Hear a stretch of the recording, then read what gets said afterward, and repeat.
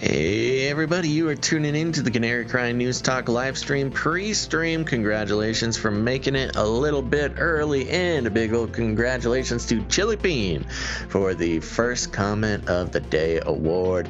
Now, just a reminder, as always, folks, make sure to follow us on all the platforms you possibly can. If you are relying on a single YouTube channel or whatever, someday, may not be tomorrow, may not be the next day, but someday you'll be very sad when the show disappears from that channel. So go ahead, you can head over to our link tree. I don't know, that thing is not as easy as it sounds, but just search Canary Crying News Talk link tree, or better yet, head on over to canarycryingnewstalk.com. And you can find all the places that we're streaming. I just highly recommend you follow us in multiple places, including joining the mailing list. Very important as well. It's going to be huge. Okay, folks, we got a great show for you. So stick around. Share this out on your social media. Don't forget to like and subscribe, all that fun stuff. Okie dokie. Stay hydrated. Let's go.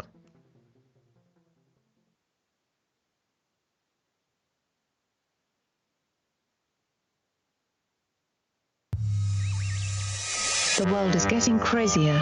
People are acting more and more insane. The end of the world is tomorrow. Tomorrow. There's only one thing to do when the world is falling apart. Listen to Basil and Gonz as they discuss this week's news and events through the lens of Bible prophecy. You are listening to Canary Crying News Talk.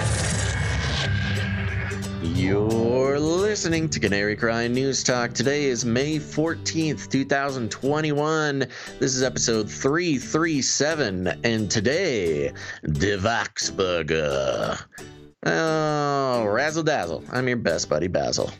And this is Gonz, your favorite Asian provocateur for Christ. Welcome to the podcast, where we bring you the best news, which is the gospel message of Jesus Christ, while reporting the egregious with a well-rounded, biblically grounded take on world events.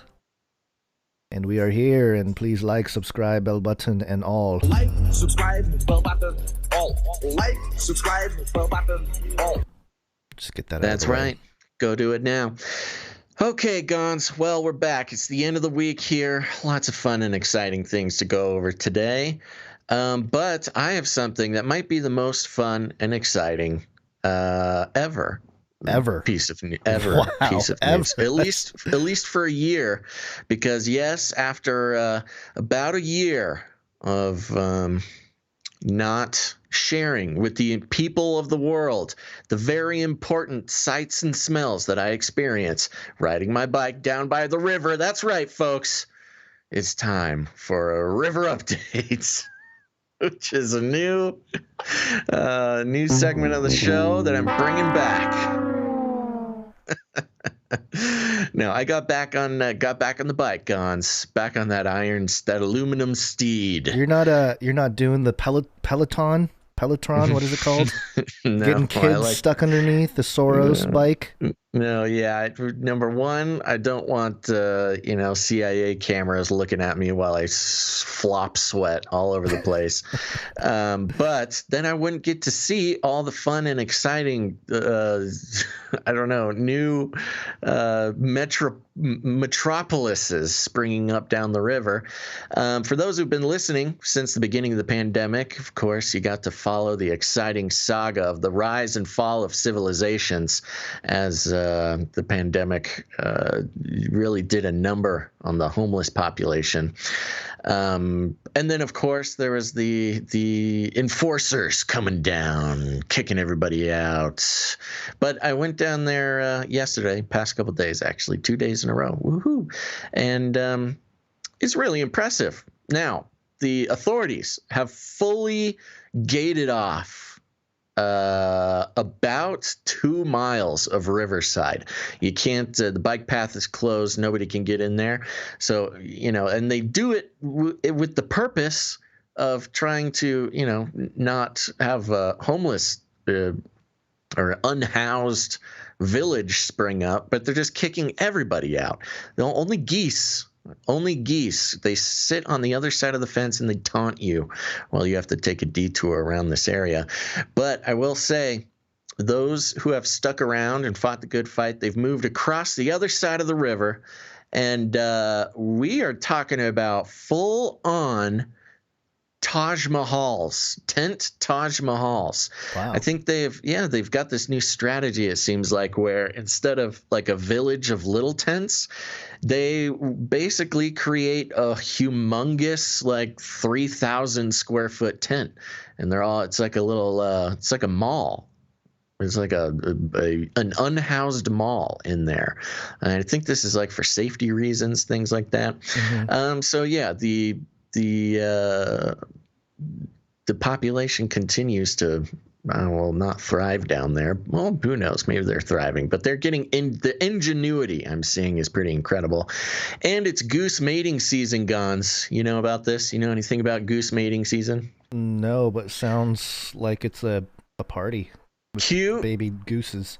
There's goose, there's little tiny baby geese, and oh my goodness, those mamas are violent. You cannot get within 30 feet of these geese. They at least a good, 8% of the bike ride is just running away from hissing mad geese mamas. And so anyways, right. There you go. I know people, I had some people asking, hey, what's going on down by the river? There you go. That's what's going on. Fun. That sounds very exciting. Do not even look at those little baby geese, though. Yeah. I hear ducks are monogamous. Is this true? No. Ducks are not monogamous. No, in fact, no. Ducks are some of the only avian species known for crimes in that area, actually. Oh, interesting. Yeah. Mm-hmm. All right. I think I get your drift. Yeah, those ducks are bad. They're bad news. Non-consensual situations there. Yeah, exactly. Well, I know what is consensual. First off, if you missed it, jeez. Reuters, Putin plays ice hockey in first all-star event since pandemic. Oh, good. And scores 8 goals. Got some footage you want to watch. Very powerful shirtless hockey leader. If you know Russian, you can tell us what's being said here. Something about Putin. Oh, they try to get it to him, but the puck got out. They're giving it back to him, and goal! I gotta say, my Russian hockey announcer voice, I felt kind of bad. I thought I might get in trouble, but I pretty much nailed it after hearing that. Oh, nailed it for sure. Yeah. Here's another goal. Oh, breakaway. I like how the goalie pretends to... Oh, this is sad. This is sad. This is just like a... This reminds me of like a Will Ferrell movie or like a Borat movie, where the whole team, both teams are obviously just sort of creating a situation where their fearless leader can score a goal so they can eat that night or don't go to jail. Yeah, don't get killed. And it's just so obvious. There's Putin receiving his trophy cup there. The funny thing is, you watch this footage, and Putin is clearly the smallest guy in the ring. He's smaller. He doesn't have to really. And the oldest. He's the oldest. He's kind of cherry picking. The most powerful and fearless man on the ice. And it's just funny because as soon as he gets the puck, everybody just stops. Literally everybody stops playing, and it's just Putin versus the goalie. Nobody's going near him. There's like a force field around him. Imagine that. Can you imagine if one of the opposite team, just like fully checks him into the glass? Into the glass. That's a death sentence right there. You lose a finger or two afterwards for that. All right. But yeah, there you go. I thought that was fun. Just to get things going, some tracking some totalitarian leadership there. Yeah, we gotta track his Putin's hockey career. It's essential. I just think about the goalie too. He's probably like, oh, here he comes. Dude, what if you accidentally block it? Oh no! And you're sweating bullets. I know. I wonder how many shots on goal he had. That would be a good stat to look up, just to find out he's exactly. batting 1,000 to use an American term. He's 8 for 8 Yeah. shots on goal. Yeah, All I'm pretty right. sure he's made every goal he's ever shot. Yeah, that's pretty. He's I mean, that it's good, amazing. man. He's so good at hockey. It's just Gotta watch put out, him NHL. Put him in the Hall of Step Fame. aside, Wayne Gretzky. Okay. Speaking of fearless leaders, there's this other clip from Bill de Blasio. Free fries when you get vaccinated? I got vaccinated. You're saying I could get this? These delicious fries? Weird. Wait a minute. But there's also a burger element to this? Burger element. Okay. Bill de Blasio. Let me check with Bill Neathart. Is it too early in the day to eat a burger? No. This could be breakfast? Oh my gosh, the mouth sounds. I want you to look at this and think about, again, some people love hamburgers, some don't. Really want to respect all ways of life. But if this is appealing to you, just think of this when you think of vaccination. Oh. Vaccination.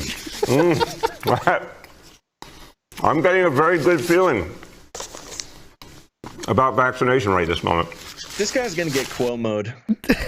You think so? Yeah, I know he's gonna get Cuomo'd for sure. You don't abuse the media like this and not pay for it later. First of That all, is disgusting. Whoever told him it's okay to chew and eat food, I mean, that is just a rookie mistake on microphone. And he's wearing, what is he? He's got a lav mic. he's got a doesn't lav he? mic on his He's got his a jacket. lav Yeah. on his jacket, so you can hear his gulleting down these French fries and burgers. Yeah, this is some millennial who got in here and said, "Let's make this go viral, baby." Yeah, well, That's why he has that little woke stroke in the middle too. that's what. Yeah. So first off, yeah, the microphone. These microphones can pick up a lot. It'll pick up a rumble in your tummy. By the way. Yeah. There's some interest. Yeah, some people in the chat saying ASMR. What is ASMR? So, try that, ASMR fans. Some Bill this de is somebody's- Blasio. This is somebody's thing. They Yeah, got someone's this like, going "Oh, I on feel all loop." tingly listening to him eat French fries." Second of all, hamburger for breakfast, pretty gnarly. And Hey, who's I'm the not gonna guy? judge him. Who's the guy off screen that's like, "Oh yeah, totally fine. Eat a See, hamburger for it's- breakfast." This is dumb. This was just a dumb thing. He's trying to be cute, See, here's the thing. The world is riding, not the world, America, the United States of America is riding on a high right now. And that's what he's doing. He's riding this high. He's trying to be part of the positive energy that's going out as far as the COVID numbers, vaccinations, the CDC guidelines. We'll go over all that soon. But he's just trying to ride this new fun high that we're seeing in the media. And it's frankly disgusting. He did not have any tech people. No tech people had a say in this happening. No, because there's a mic, there's a sound engineer there where they're like, "Oh, it'll be hilarious. I'll eat the fries." Plus, look, isn't this a very specific company that he's advertising? There was I don't know. There was an actual burger company who made this, get your jab, get burgers and fries, and Bill de Blasio here is promoting that. So there's already this weird unholy alliance between some private company and the government that the governor is glorping down the fries. Interesting choice of words. Who I want to know who saw this and was like, "Oh man, really skeptical of the jab, but the burger and fries, man, did you hear that thing going down? I really need to get it. I changed my mind. Let me go get jabbed." Like, I really want to know the numbers on that, number one. I'll tell you the numbers. Mm-hmm. It's 0. The numbers is 0. You think so? You think there's nobody that's like, "I've been kind of waiting for it. Oh, Absolutely. Here's my opportunity, the burger." You know what? I like to think, and now I could be wrong. Who knows? I'm a fallible human being, but I like to think that I can tell which stupid stunt is going to work on people and which are not. Mm-hmm. I think some stupid stunts work. I don't think this one worked. It's got this very sort of. I've been using this word a lot, but it's got this very impotent sort of attempt at trying to relate to people. Yeah. You know, what are normal people like? What is a normal New Yorker like? Potatoes and beef. Okay, let's give this a try. No, but also caveat, just to make sure that he doesn't offend all the vegetarians and vegans out there. Right. The woke stroke didn't help. Yeah, it was. I see a lot of people mentioning Homer Simpson in the chat, and there's another Simpsons reference that we'll get to later on here. But that's kind of what I thought when I saw this. I was like, this is a scene out of the old Simpsons episode or an old South Park or something. It's like it doesn't even seem real. But we have a great ISO that will remain on the soundboard, and I'm sure will be played a lot. Vaccination. Jeez. Yeah, it is that was the best thing to come out of this whole thing. And the other thing is the timing. I mean, come on. It's May. The vaccine's been out for like 5 months, and you're just now giving away a burger.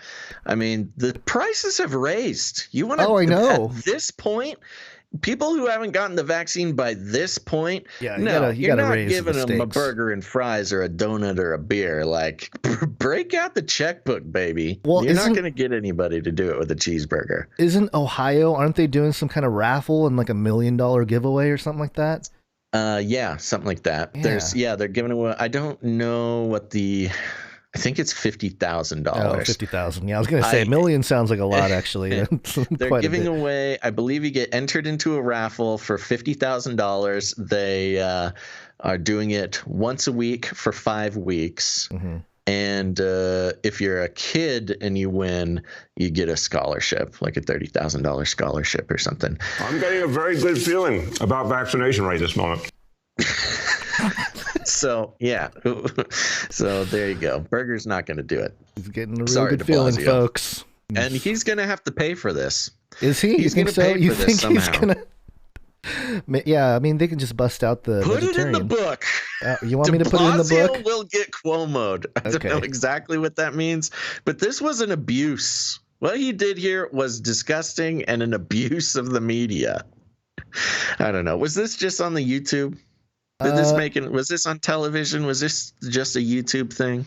I don't know. It was all over Twitter is where I saw it. But okay, so that would be different.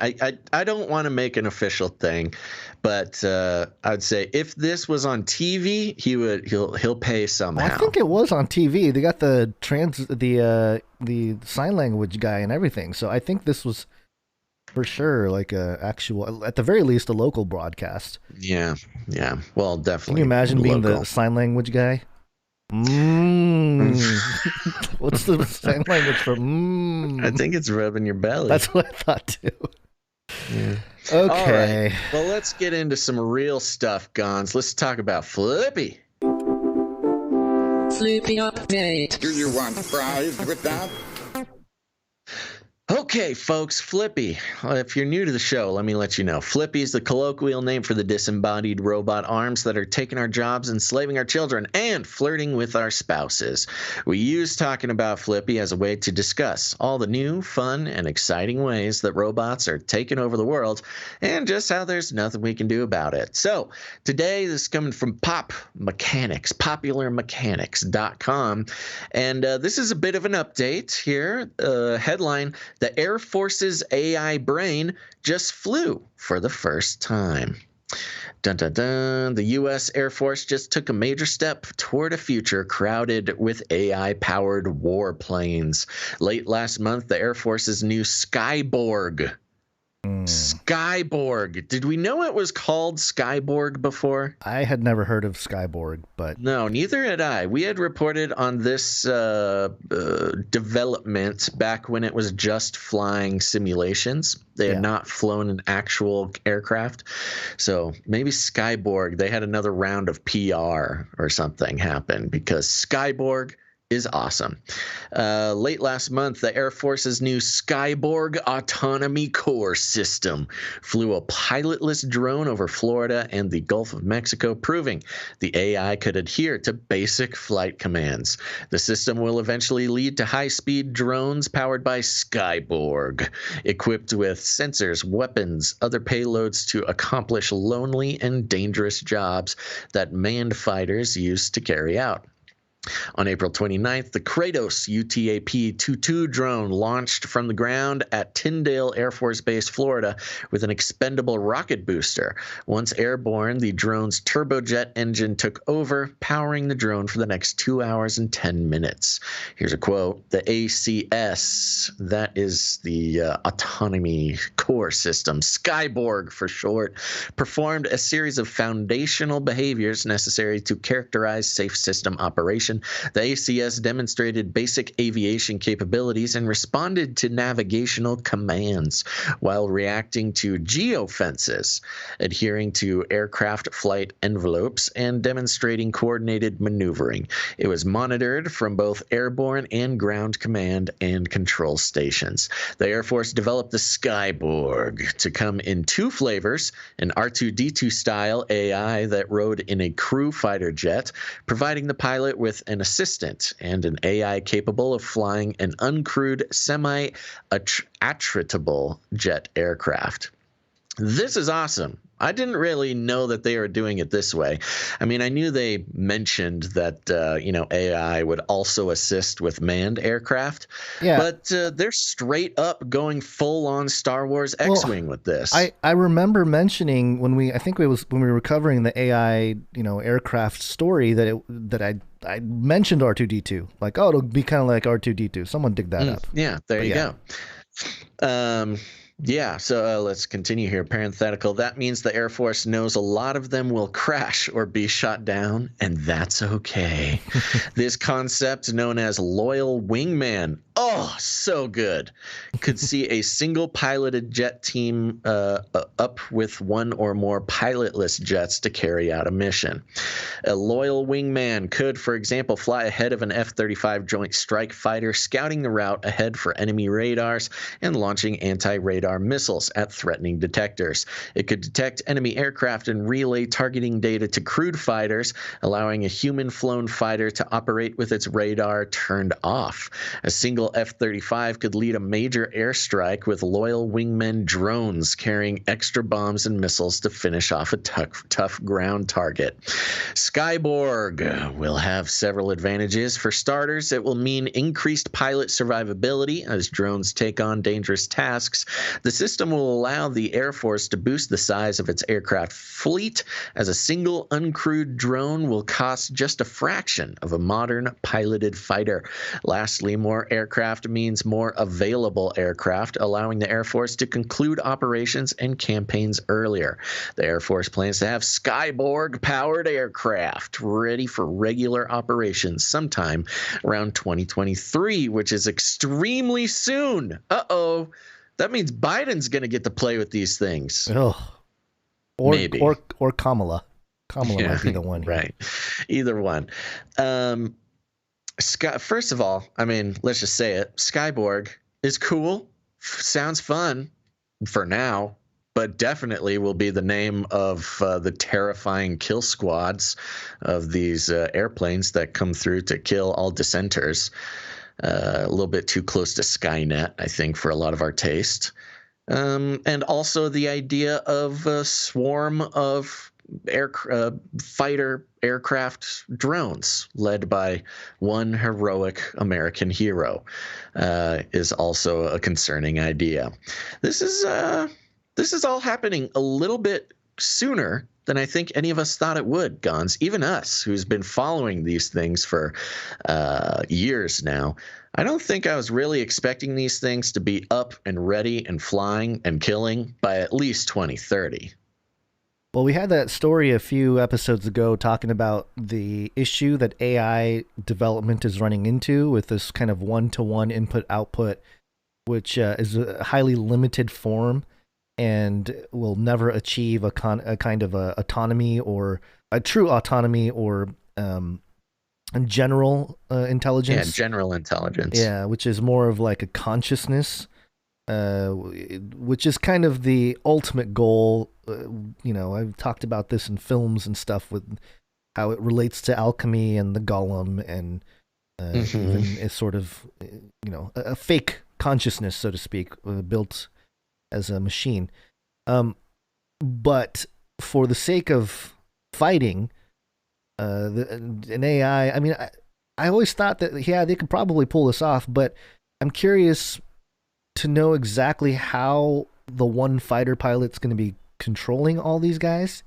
Number one, it's not control; it's AI. I know, but it's autonomous. I get it, but it's like there's no, because I mean, even with R2D2, you can like, hey R2, whatever, blah blah blah, and then they'll do it. So is it literally like completely autonomous and they just do their own thing? Because that's it's Neuralink. And that was my next point, is that once we get to the Neuralink stage, then a literal swarm of these fighter, of Skyborg will be like one guy and like 20 aircraft surrounding him, and he's safe in his little that's what pod. they're saying right now. I don't know how he's controlling his whole crew there, but this is definitely a leap into the future that I was not expecting for a while. I mean, they just did the simulations like 2 months ago, maybe. I think it was about 2 months ago. They were just having Skyborg play around, in the computer realm, and to go from simulation flights to full on like aviation tests is pretty impressive. They're not joking around with this. They want these things up and ready as soon as possible. And similar to the drone, if we see these things flying around from the ground, we would have no idea that it's unmanned, that it's like it's Skyborg.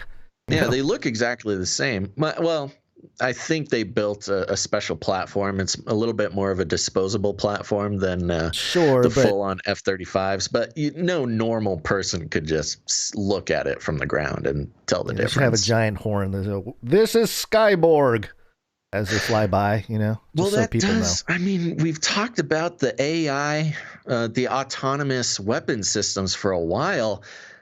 And part of it is who's responsible if the AI makes a mistake and kills civilians, et cetera, et cetera. Right. This is an interesting way to do it in that it seems as though the lead pilot, would have some sort of culpability and some sort of mistake. That's what I'm hoping. You have a bunch of drones blowing up.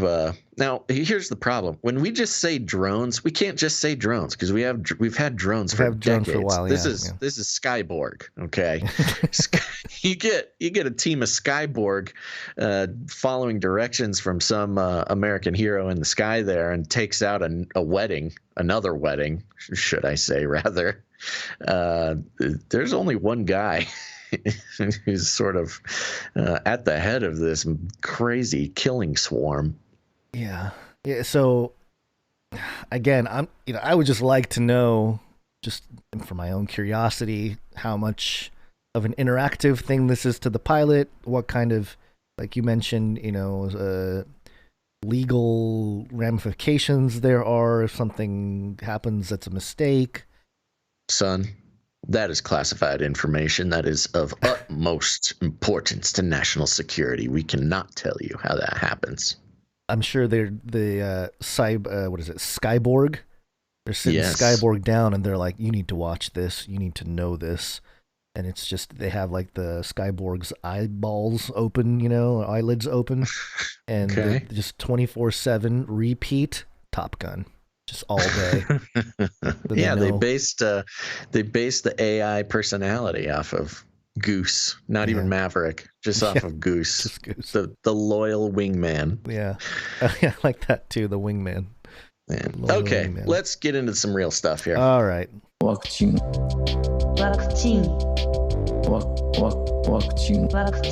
A pandemic special. All right. So, the big announcement yesterday from the CDC, the 2-class system of those jabbed and unjabbed is now starting to become more of a reality. Today, CDC is updating our guidance for fully vaccinated people. Anyone who is fully vaccinated can participate in indoor and outdoor activities, large or small, without wearing a mask or physical distancing. If you are fully vaccinated, you can start doing the things that you had stopped doing because of the pandemic. We have all longed for this moment when we can get back to some sense of normalcy. Based on the continuing downward trajectory of cases, the scientific data on the performance of our vaccines, and our understanding of how the virus spreads, that moment has come for those who are fully vaccinated. There you go. If you're fully vaccinated, mask off, no social distancing, you can do the things you stopped doing last year. It's all opening up. Woo! We did it! Mission accomplished. Yeah. This is good news to a lot of people. Also, I am optimistic that they actually did this. Who knows if it'll last? The problem with this is, well, there's a few. First of all, the language used within that was very, again, we talk about different government agencies and companies, and they're kind of like a bad girlfriend or boyfriend who's kind of evil, manipulative rather. Notice the wording in this was, you can start doing the things that you stopped doing. Women, I didn't stop doing them. You made it so we couldn't do them. You locked us down. We didn't just stop doing them for fun. So, yeah, a little bit manipulative there. You can go out and do the things that you, on your own volition, decided you didn't want to do because you're such a good citizen. No. Which, I make a joke about it, but also is, a very serious kind of sick mind control operation. But on the other side of that, the very fact that you have to wait for the CDC director, the director of doom, to give you permission. Now that you have been vaccinated, you can go on out and live your life. Those who are waiting for permission from the director of doom, you don't need this person's permission. Go out, live your lives. And we have a story coming up here, the one after the next one here, where Wired.com calls out the CDC and basically, it's very interesting because it all kind of happened on the same day, where the CDC comes out and they're like, hey, if you're vaccinated, you can go out, take off your mask, blah, blah, blah. But then Wired.com basically came out and had an article that talked about how the CDC's response may have been a little bit unscientific or based on outdated science, which is very interesting. We'll get to that in a moment here. But in the meantime, I do think also it's funny that same day, Walensky, this is Rochelle Walensky of the CDC, same day she comes out, and there's other Walensky stuff. First off, get a better mic. We don't need the ASMR mic, but get something better than a laptop when you do this, so we can hear you clearer, CDC, head of CDC. But also, Biden getting in on it, President Biden. The rule is now simple. This is a tweet he sent out. Get vaccinated or wear a mask until you do.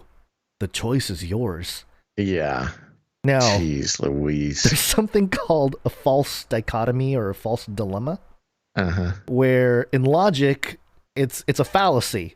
When you present two choices as the only two choices, when there are other choices and other variables, right? And when you ignore those, it's basically a logical fallacy. That's what this is. Get vaccinated or wear a mask until you do. Well, what about not getting vaccinated and not wearing a mask until you never do? Right. Those are also options. And even the construction of his tweet is hilarious. The rule is now simple, get vaccinated or wear a mask until you do, period. New paragraph. The choice is yours. Come on, man. Yeah, okay. Okay, Biden. Well, I mean, the obvious thing is, well, okay, so technically that means nobody has to wear a mask because, if somebody walks in not wearing a mask, you say, hey, are you vaccinated? Well, first of all, people are just going to assume you're vaccinated. Yeah, if they're woke, and read President Biden's tweets, they know that anybody not wearing a mask, that means they're vaccinated. If they're not woke, they're going to say, hey, are you vaccinated? And you're going to say, yes. No, I'm not. That's no, it. Don't lie to people. This is not a good. No. Here's what you do. This is our assuming consultation. That the person I'm talking about is not vaccinated. Well, no. Let's good citizens, wink, who listen to this show and are obeying the orders. So you walk into a store without a mask now, and then somebody comes up to you and say, "Hey, which one did you get?" You know, like, "Hey, did you get the J&J? Did you get the?" You can say, "I got the JC." Oh, jeez. I got the Jesus Christ. Wah, wah. Hey, you can say. You can bust that out. It's a good, an opportunity to evangelize, and then they'll hate you and call you a probably even if you're not white, they'll be like, "You white supremacist." Oh yeah, right-wing conspiracy theorist. Yeah, but or not even. Now we have to change our paradigm now, Gons, because we just learned that 41% of vaccine hesitancers are Democrats. I know. Yeah. So I don't know. Now it's all topsy-turvy. Oh, it's all confusing now. It's just one big mess. The AP reported, based on the story there, states, business sort out what new CDC mask guidance means.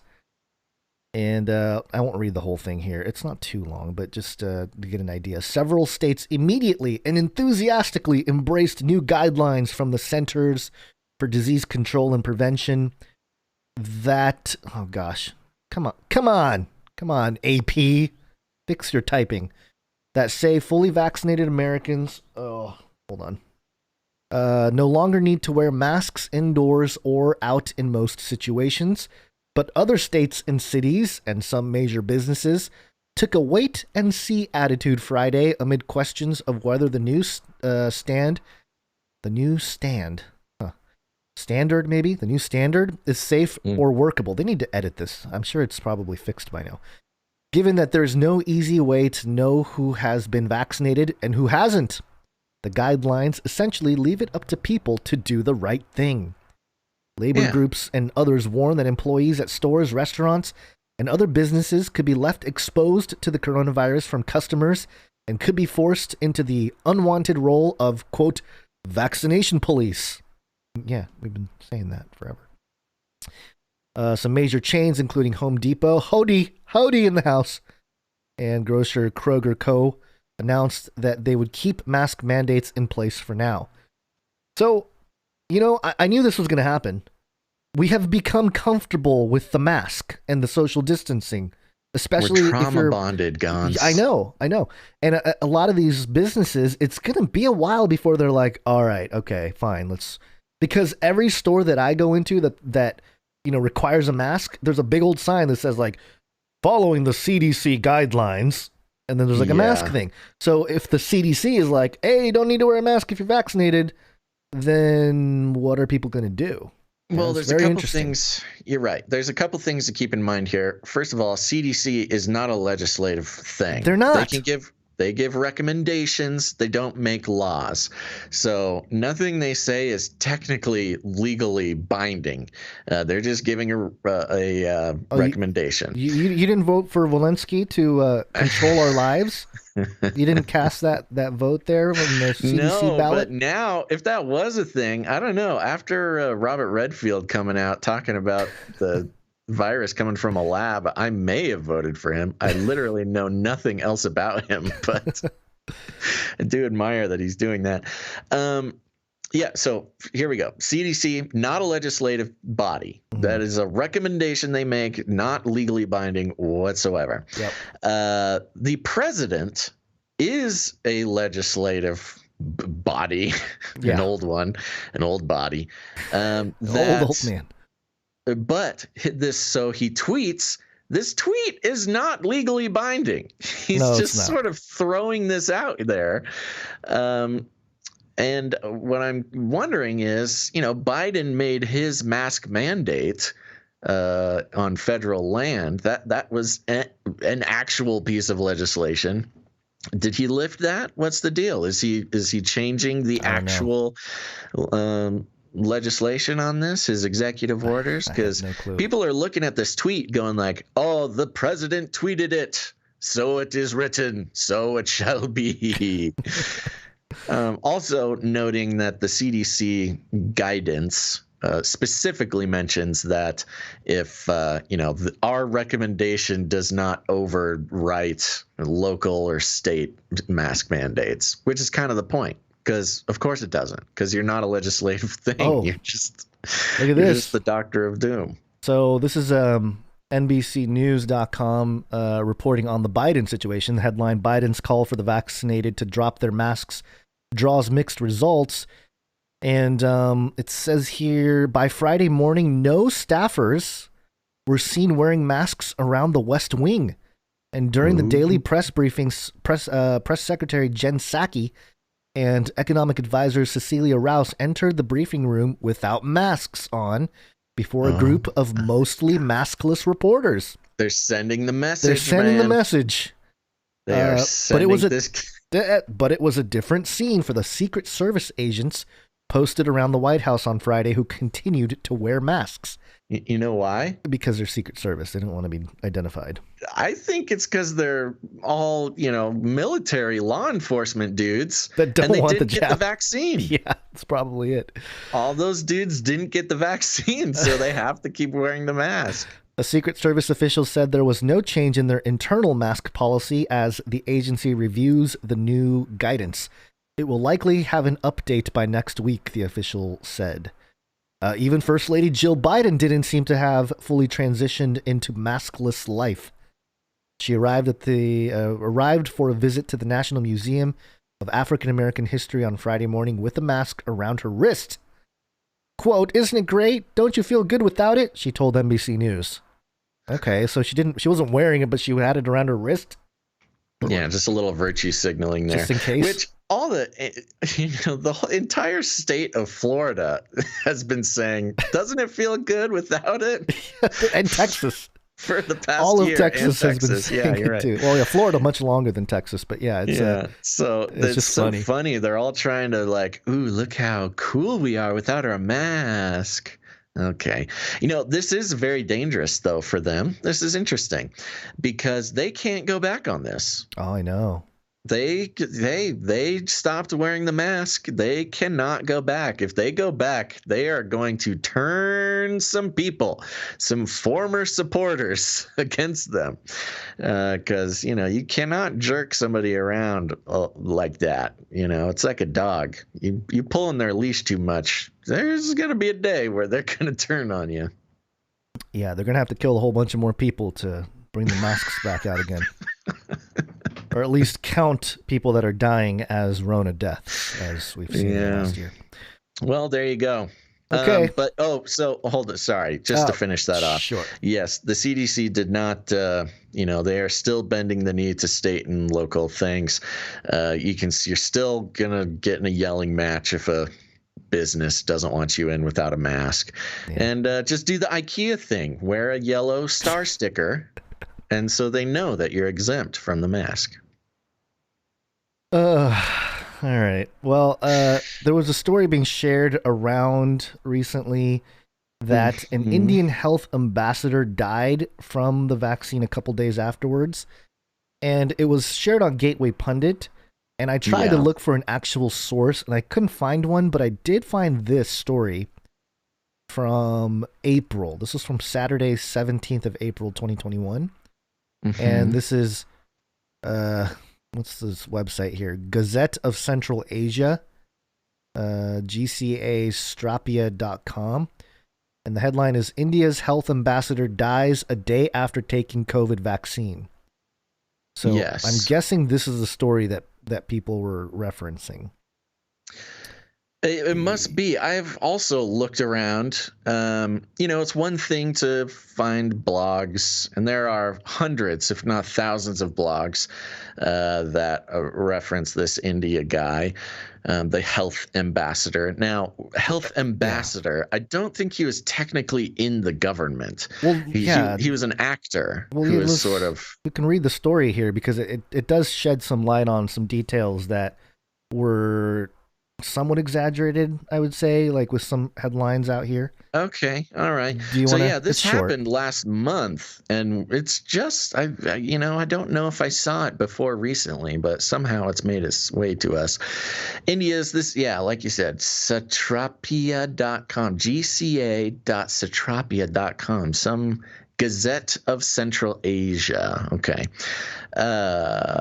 India's health ambassador dies a day after taking COVID vaccine. Well-known Indian actor and the Tamil Nadu state's ambassador for creating public health messages has passed away a day after he received the COVID-19 vaccine. Popular Tamil actor and comedian Vivek died this morning in the hospital hours after he was admitted after a cardiac arrest. Make a quick note of that. The 59-year-old was reportedly critical in a Chennai hospital after a cardiac arrest on Thursday morning. He was brought in unconscious at 11 a.m., was resuscitated, subsequently underwent coronary angiogram, and then angioplasty. Medical bulletin said he was critical on ECMO support, which pumps and oxygenates blood outside the body, but died at 4:35 a.m. today. On Thursday, the actor was declared as state's ambassador for creating public health messages in the presence of Tamil Nadu's health secretary to promote vaccination. So he was declared the day before. Yeah, it wasn't like he was some guy in government and died on Friday. Died on Friday or Saturday. Yeah. Saturday. So he was declared on Thursday. Got the vaccine on Friday, died on Saturday. That was a bad gig, man. His vaccination was at a public event with TV channels carrying photographs of him taking the shot, as the cardiac arrest happened less than 24 hours after the inoculation. There were questions raised whether he died due to the side effects of the vaccine. He took the COVID-19 vaccine COVAXINE in Tamil Nadu Government Multi-Super Specialty Hospital in Chennai and urged many others to come forward to take the vaccine. Authorities, however, have said that his death is not linked to the vaccine. The hospital said, don't worry, guys. Authorities say that his death is not linked to the vaccine. The hospital said that he suffered an acute coronary syndrome with cardiogenic shock. Cardiogenic shock. There was 100% blockage in a vessel, and his cardiac arrest may not be due to the vaccination. However, as reported by Great Game India earlier, after analyzing the case of the death post-COVID-19 vaccination, it was found that most of the hospitalized vaccine recipients suffered from heart attack and brain stroke after getting the jab, which led to their death. So very sad, very unfortunate for the authorities of India trying to convince people to take the vaccination. But, ever since the study came out on the spike protein causing cardiac symptoms from the Salk Institute, it has changed my perception of these events happening after the vaccine because, like they said here, the at least what they're experiencing in India is that the vaccine problems, hospitalizations and deaths, the vaccine, what did they call it? Temporally related? Yeah. Right. Yeah, that's a fun term that came out a few months ago. Don't worry, all these deaths are simply just temporally related to the vaccine. Right. Yeah. No other relation. So these problems that are temporally related to getting the vaccine are often these blood clots, these strokes, the heart attacks, which lines up with exactly what the Salk Institute came out with, was that the spike protein causes cardiovascular symptoms. Yeah. That's not even the coronavirus vaccine. That's just the spike protein. Sure. The Covavax or Covaxin, which one was it? Mm-hmm. The Covavax. Covaxin. The Covaxin vaccine is made in India from an Indian company, Bharat Biotech, and I believe it is not a mRNA vaccine. Well, neither is Johnson & Johnson, but Right. it's still based on the spike proteins. Yeah, it looks like they use, according to... or AstraZeneca, for that matter. Yeah. They use like the traditional... Yeah, it's the same thing as the Johnson & Johnson. They use the inactivated vaccine. They use the dead virus. You know what? Numati sent me a graph. A little, right. We have that graph. Cartoon. I forgot about that. Yeah, Sorry, yeah, we do that. have that. I don't know if we want to bring it up now or if you have it ready. Or even if it's necessary to this conversation we're having, but we should remember that and bring that up when it's relevant.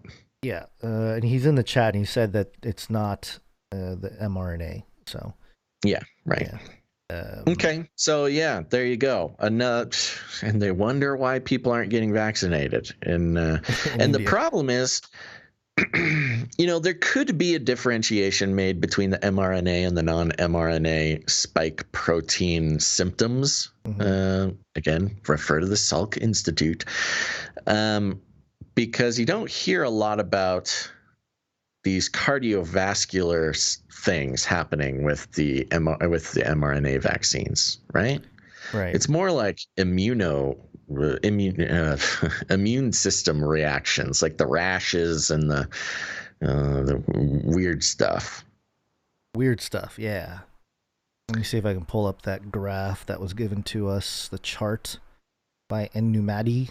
It's like a illustration to show. I mean, I don't know if it's. I guess that's what I was saying. I don't know if it is relevant to this particular conversation. He kind of broke down in a little illustrative way the way that the mRNA vaccine works versus the other ones, and it was in response to a question that I sent him about mRNA. It occurred to me after all this reading that the mRNA doesn't directly interact with your DNA, which was a little bit. I mean, that's sort of how it's talked about, is the mRNA goes into your DNA and tells it to do something. But then that's actually not what happens. The mRNA just sort of interacts with your cell and tells the cell to do something, not the DNA directly. Right. So. Yeah. Anyways, yeah. Sorry about your actor there, India, and hope you get the oxygen you need. What's next? All right. So this story I thought was very interesting. It's a little bit long, but I think it's worth going through. Which one are you bringing up here? This is the CDC's screw up that helped COVID kill. This is Wired.com. Yeah. Okay, hold on. Do you have stuff highlighted? Do you know where you want to jump? Because we also have that MIT thing that you have all the references for. Right. I don't have stuff highlighted. Okay, let me just run through this, and then I can let you loose on the MIT thing. Okay. So we're going over here to Wired.com, and the headline of this, and it just happens to sort of fit in with a lot of things going on in this show, the 60-year-old scientific screw-up that helped COVID kill. Dun, dun, dun. Early one morning, Lindsay Marr tiptoed on her dining room table, slipped on a headset, and fired up Zoom. On her computer screen, dozens of familiar faces began to appear. She also saw a few people she didn't know, including Maria Van Kerkhove, the World Health Organization's technical lead for COVID-19, and other expert advisors to the WHO. It was just past 1 p.m. Geneva time on April 3rd, 2020. But in Blacksburg, Virginia, where Marr lives with her husband and 2 children, dawn was just beginning to break. Before you go on, just real quick, just want to point this out. The headline of this article used to be titled, "The Teeny Tiny Scientific Screw-Up That Helped COVID Kill." The teeny tiny. And they changed it to the 60-year-old scientific screw-up that helped COVID used to say teeny tiny. Teeny tiny, yeah. They had to say that it was old. Don't worry, it wasn't us. It was teeny tiny. It was all those boomers. Yeah. Just boomers keep that in mind. You. Keep that in mind as you read this. Go ahead. Okay. I guess that wouldn't be boomers. Sorry, boomers. You're not that old. I know, going after some people hard.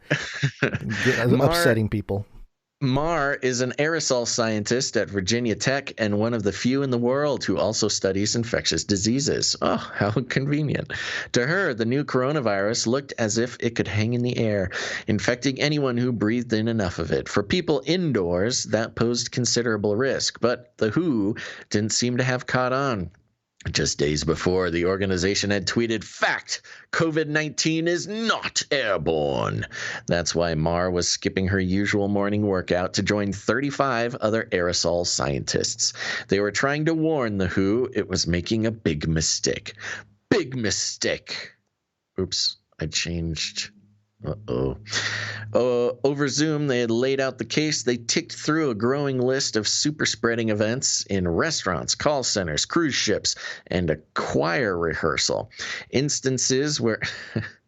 I love how the super spreading events in restaurants, where nobody's wearing masks and you're not forced to wear a mask. And anyways, instances where people got sick even when they were across the room from a contagious person. The incidents contradicted the WHO's main safety guidelines of keeping 3 to 6 feet of distance between people and frequent hand washing. If SARS-CoV-2 traveled only in large droplets, that immediately fell to the ground. As the WHO was saying, then wouldn't the distancing and the hand washing have prevented such outbreaks? Infectious air was the more likely culprit, they argued, but the WHO's experts appeared to be unmoved. If they were going to call COVID-19 airborne, they wanted more direct evidence, proof, that evil proof, which could take months to gather, that the virus was abundant in the air. Meanwhile, thousands of people were falling ill every day. On the video call, tensions rose. At one point, Lydia Marowska, a revered atmospheric physicist who had arranged the meeting, tried to explain how far infectious particles of different sizes could potentially travel.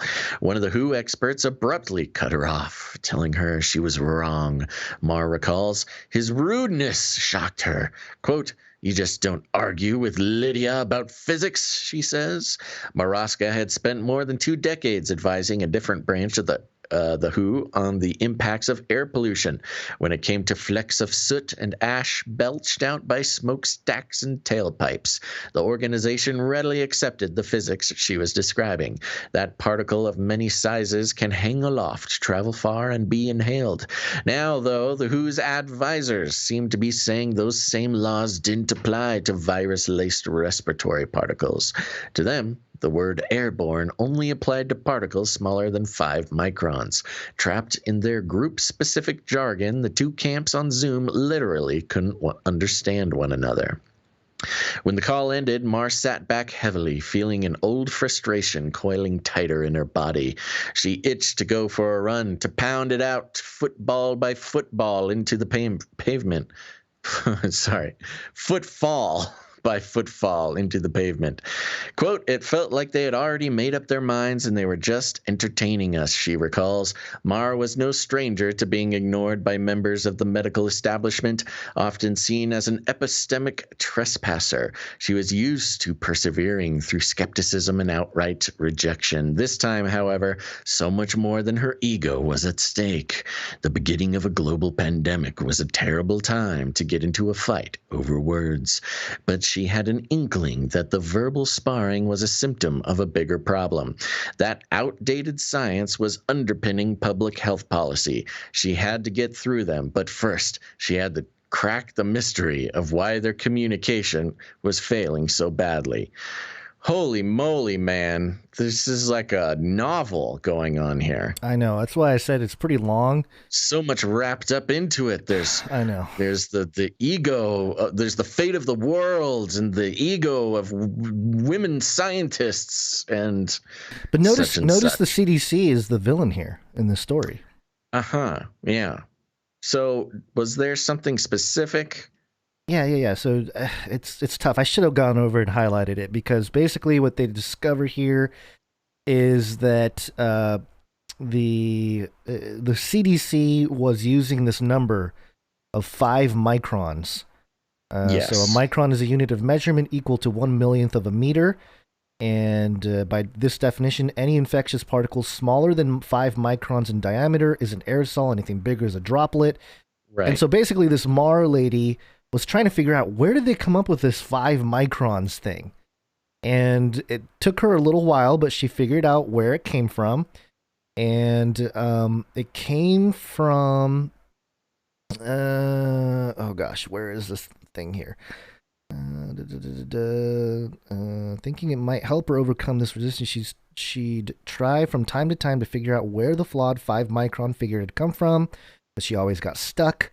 The medical textbook simply stated it as fact without a citation, as if it were pulled from the air itself. Eventually, she got tired of trying. Her research and life moved on, yada, yada, yada. Here we go. Yep. Their findings, they argued, exposed the fallacy of the 5 micron boundary. And they'd gone a step further, tracing the number back to a decades-old document the CDC had published for hospitals. Mar couldn't help but feel a surge of excitement. Oh my gosh, please, just give me some facts here. A journal had asked her to review Lee's paper, and she didn't mask her feelings as she sketched out her reply. On January 22nd, 2020, she wrote, "This work is hugely important in challenging the existing dogma about how infectious disease is transmitted in droplets and aerosols." Oh my gosh, why are they making us work so hard to get through? Because this Lee or this Mar, I don't know. Anyway, so let me try to find the spots here because so basically what they start figuring out is this 5 micron thing is nonsense, and that it was based on, here we go. So she plugged she scrolled and scrolled. She's looking for the CDC archives here. And until she reached the earliest document on tuberculosis prevention that mentioned aerosol size. It cited an out-of-print book written by a Harvard engineer named William Firth Wells. Published in 1955, it was called Airborne Contagion and Air Hygiene. A lead! 38 paragraphs to get to the lead. Oh my gosh. And so they basically figure out, or I mean, they even talk about this thing from 1934. They go into the life of Wells and, you know, why he figured out the whatever.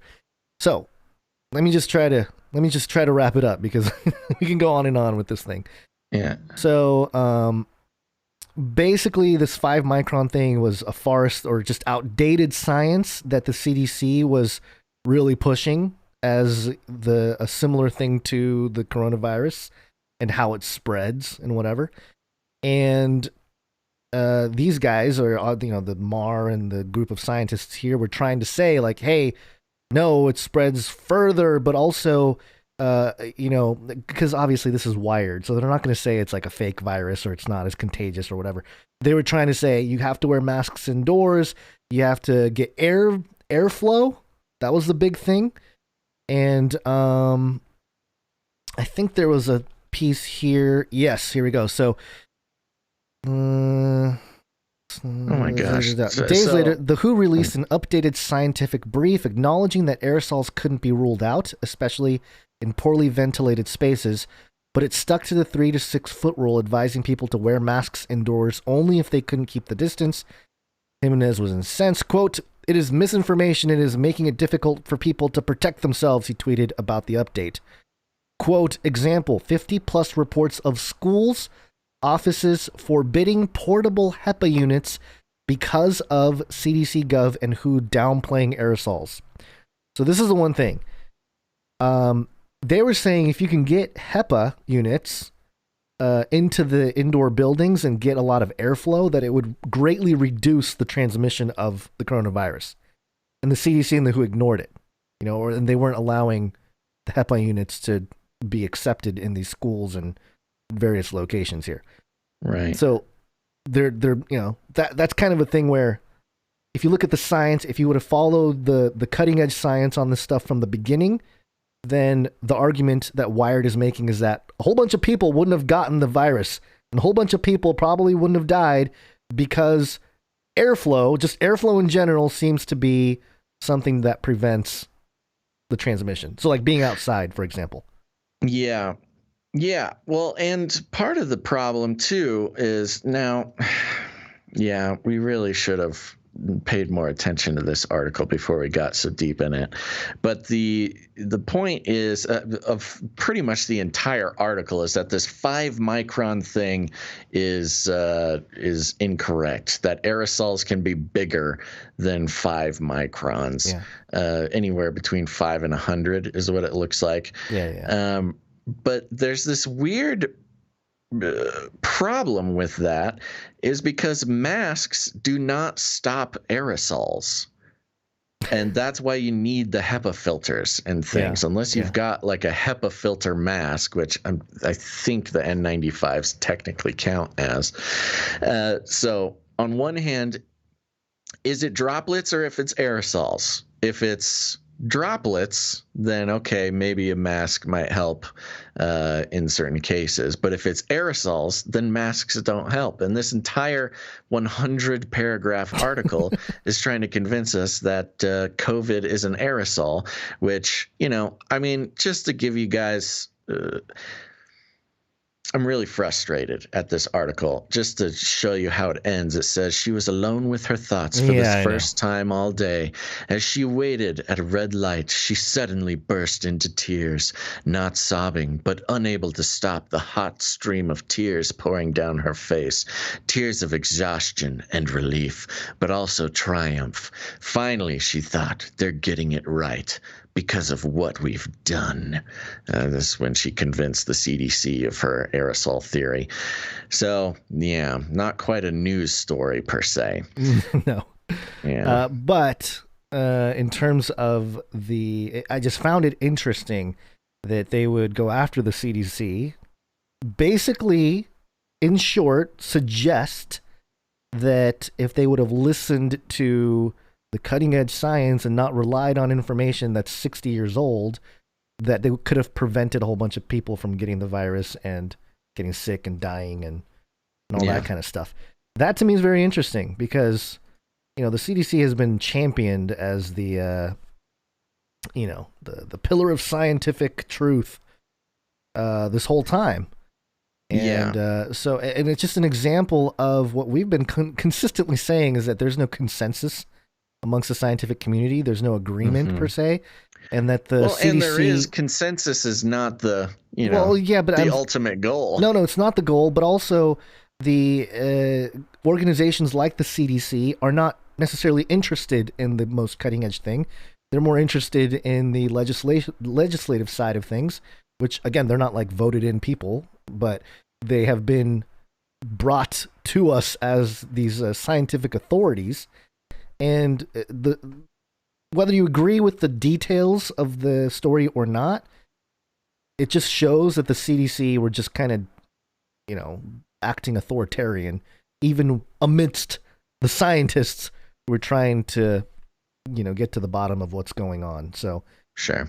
All right. Well, let's just move on. We have more interesting stuff to talk about. I found the article very interesting. If you read it all the way through, obviously it's very long, and I should have spent some time highlighting it, but I didn't.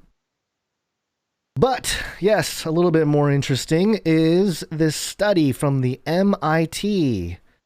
This paper is titled Viral Visualizations, How Coronavirus Skeptics Use Orthodox Data Practices to Promote Unorthodox Science Online. And of course, because it's an MIT paper, they're never going to admit that the pillars of science are wrong. But it did point out some very interesting things here. So first off, let me find a segment. Ooh, sorry. There's a section here that talks about basically in the abstract. I'll read a couple sentences so we get an idea of what they're doing here. Controversial understandings of the coronavirus pandemic have turned data visualizations into a battleground. Defying public health officials, coronavirus skeptics on U.S. social media spent much of 2020 creating data visualizations showing that the government's pandemic response was excessive and that the crisis was over.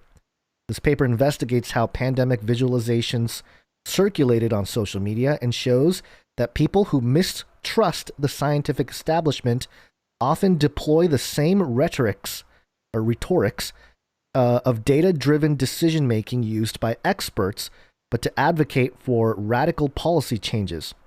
Using a quantitative analysis of how visualizations spread on Twitter and an ethnographic approach to analyzing conversations about COVID data on Facebook, we document an epistemological gap that leads pro- and anti-mask groups to draw drastically different inferences from similar data. Ultimately, we argue that the deployment of COVID data visualizations reflect a deeper socio-political rift regarding the place of science in public life. All right, so one of the points that they mentioned here is that the paper empirically shows how COVID anti-mask groups use data visualizations to argue that the U.S. government's response, broadly construed to the pandemic, is overblown and that the crisis has long been over. These findings suggest that the ability for the scientific community and public health departments to better convey the urgency of the U.S. coronavirus pandemic may not be strengthened by introducing more downloadable data sets by producing, quote, better visualizations, example, graphics that are more intuitive or efficient, or by educating people on how to better interpret them. This study shows that there's a fundamental epistemological conflict between maskers and anti-maskers who use the same data but come to such different conclusions. As science and technology studies scholars have shown, data is not a neutral substrate that can be used for good or for ill. Indeed, anti-maskers often reveal themselves to be more sophisticated in their understanding of how scientific knowledge is socially constructed than their ideological adversaries, who espouse naive realism about the quote-unquote objective truth of public health data. So that's kind of surprising coming from an MIT article. There's more here. I mean, it's awesome. These MIT researchers got in tight with the anti-maskers to just prove them wrong, see how they're getting all their wacky ideas. It turns out the anti-maskers are more sophisticated with their knowledge of scientific evidence. I mean, I guess it doesn't come as a surprise, but it is interesting. They're basically saying without saying, anti-maskers actually look and care about the science as opposed to what they call their ideological, what do they call them? Ideological opposites? Adversaries. Adversaries. Ooh, even better. They're ideological adversaries that basically just repeat what the media says and calling it objective. Yeah. So there's another part here under emphasis on original content. And it says that many anti-mask users express mistrust for academic and journalistic accounts of the pandemic, proposing to rectify alleged bias by, quote, following the data and creating their own data visualizations. Indeed, one Facebook group within this study has very strict moderation guidelines that prohibit the sharing of non-original content so that discussions can be, quote, guided solely by the data. Some group administrators even impose news consumption bans on themselves so that, quote, mainstream models do not, quote, cloud their analysis. In other words, anti-maskers value unmediated access to information and privilege personal research and direct reading over, quote, expert interpretations. Sounds about right. So this is where they're starting to kind of take sides on the issue. They're like, well, they definitely like to look at the data and they value the raw data more than the experts, but they're going against the experts. Yeah. You know? Well, I love how it's expert interpretations. Yeah. too. And then there's another section here. Similarly, these groups often question the context behind measures like, quote, excess deaths, like we have here. While the CDC has provided visualizations that estimate the number of excess deaths per week, users take screenshots of the website and debate whether or not they can be attributed to the coronavirus. Quote, you can't simply subtract the current death tally from the typical value for this time of the year and attribute the difference to COVID, a user wrote. And another quote, because of the actions of our governments, we are actually causing excess deaths. Want to kill an old person quickly? Take away their human interaction and contact. Or force them into a rest home with other infected people, which was proved to be true in New York. Yeah. Want people to die from preventable diseases? Scare them away from the hospitals and encourage them to postpone their medical screening, checkups, and treatment. The numbers are clear. By trying to mitigate one problem, we are creating too many others at too high a price. And those are quotes from the Facebook group, which, again, have been proven to be true since this article came out. With, for example, the story about the of Cuomo. And then later it says here, additionally, followers in these groups also use data analysis as a way of bolstering social unity and creating a community of practice. While these groups highly value scientific expertise, they also see collective analysis of data as a way to bring communities together within a time of crisis, and being able to transparently and dispassionately analyze the data is crucial for democratic governance. In fact, the explicit motivation for many of these followers is to find information so that they can make the best decisions for their families and, by extension, for their communities around them. What These evil horrible domestic people. terrorists. These terrorists who don't trust science or the experts of science. Anti-science. That's the worst one. That one makes me so mad. I know. These anti-science, anti-maskers. No. This is right here. MIT is saying anti-maskers are more sophisticated than the anti-maskers. Yeah. And then this is where it gets very interesting, because they get into kind of the socio... what was it? The ethno whatever studies or angle to this whole thing. In this paragraph, it says, and what is this under here? Under discussion. As a subculture, anti-masking amplifies anti-establishment currents pervasive in U.S. political culture. Data literacy for anti-maskers exemplifies distinctly American ideals of intellectual self-reliance. Which historically takes the form of rejecting experts and other elites. The counter visualizations that they produce and circulate not only challenge scientific consensus, but they also assert the value of independence in a society that they believe promotes an overall de-skilling and dumbing down of the population for the sake of more effective social control. Yeah, it's true. Like this paper is doing, ironically. As they see it, the counter visualize is to engage in an act of resistance against the stifling influence of central government, big business, and liberal academia. Moreover, the simultaneous appropriation of scientific rhetoric and rejection of scientific authority also reflects long-standing strategies of Christian fundamentalists seeking to challenge the secularist threat of evolutionary biology. Which, by the way, we just had an article last episode where they're like, yeah, evolution is a mess. Evolutionary biology is a complete disaster. Yeah, you're right. We just said that the origins of the human species is a complete mess told by the experts in the field. A couple more here, and then we'll move on. But they get into the Tea Party, which they use as an example of like, what they're doing here is kind of like the Tea Party movement in like the early 2010s. That's a very strange old school reference to be making. I know. I think the authors of this article were maybe, growing up in that era or something. But anyway, it says here, for Tea Party activists, this deep story revolves around... I was growing up in that era. Kind of makes me think that these were younger researchers. They probably actually. are. Yeah. Yeah. They're probably coming of age when that happened. Yeah. Okay, so for Tea Party activists, this deep story revolved around anger towards a federal system ruled by liberal elites who pander to the interests of ethnic and religious minorities while curtailing the advantages that white Christian traditionalists view as their American birthright. We argue... we got to make this about racism, don't we? We of course do.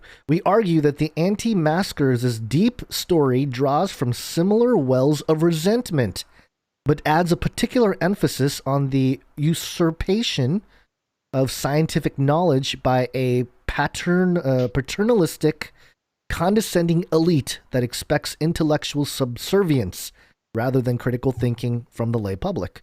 It's sounds about right. That sounds about right. Other than like the race stuff there. Yeah, I'm not sure why we had to bring in the racist comment. But it's just very interesting how they I don't know. It's just weird how they conflate these seemingly positive ideals and then make it sound like it's such a horrible thing, Yeah, well, that's exactly what it is. It's I mean, you read it right there. It's saying all of. I mean, they kind of nailed it on a lot of it. But then, of course, they got to connect it to racism. You know, if you believe in having an objective look at the scientific data and not just blindly following your leaders, and also believe that the elites are expecting the citizens to bow down and praise them for their scientific knowledge, well, then you must be racist. Okay. All right. I mean, you had to kind of stretch pretty far to get there, but I guess that is what you're paid to do, apparently. This is where I think this paper reveals its hand, where they're defending science like religion. It's very interesting. Okay, so here's what it says.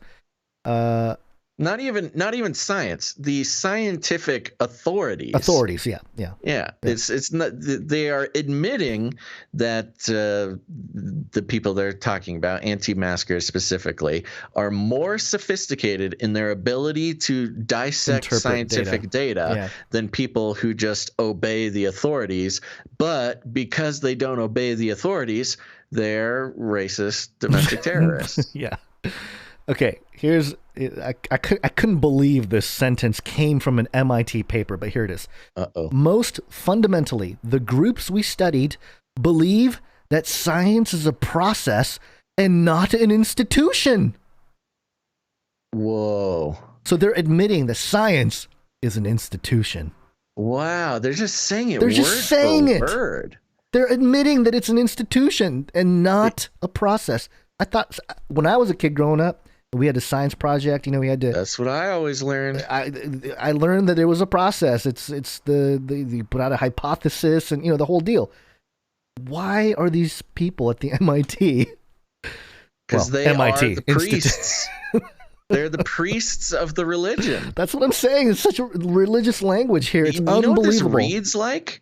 This reads like the Vatican talking about those filthy Protestants. What it sounds. These Protestants, they don't believe in the authority of the Pope. They don't believe that they need to use a priest to ask for forgiveness. They believe, because they read their Bible, that they can, have a direct connection to God.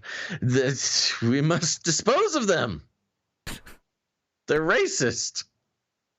They and then they quote Thomas Kuhn, The Structure of Scientific Revolution, and which basically champions data and like stand with the data kind of mentality, but they're kind of like poo-pooing it. They're like, no, what is horrible.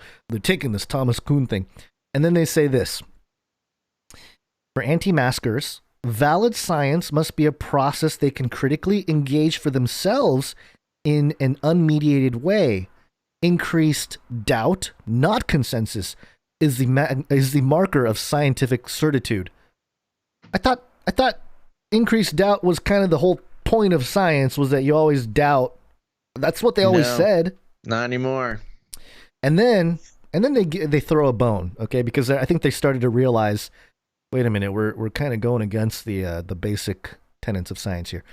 Arguing that anti-maskers simply need more scientific literacy is to characterize their approach as uninformed and inexplicably extreme. This study shows the opposite. Users in these communities are deeply invested in forms of critique and knowledge production that they recognize as markers of scientific expertise.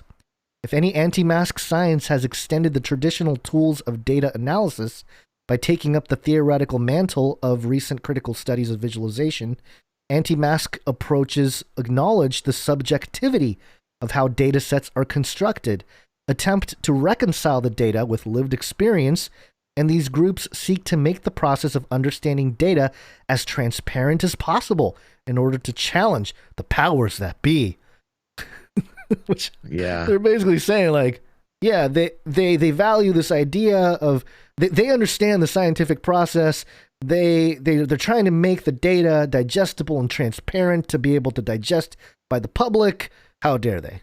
How dare they? It is exactly like the Vatican and the Protestant Reformation. Yeah. The Vatican holding the, complete authority between God and man. And then these pesky Protestants come around who think they can read the Bible for themselves. They can read the data and just make up their own minds about things. And they stop using the Catholic Church as their sort of truth authority.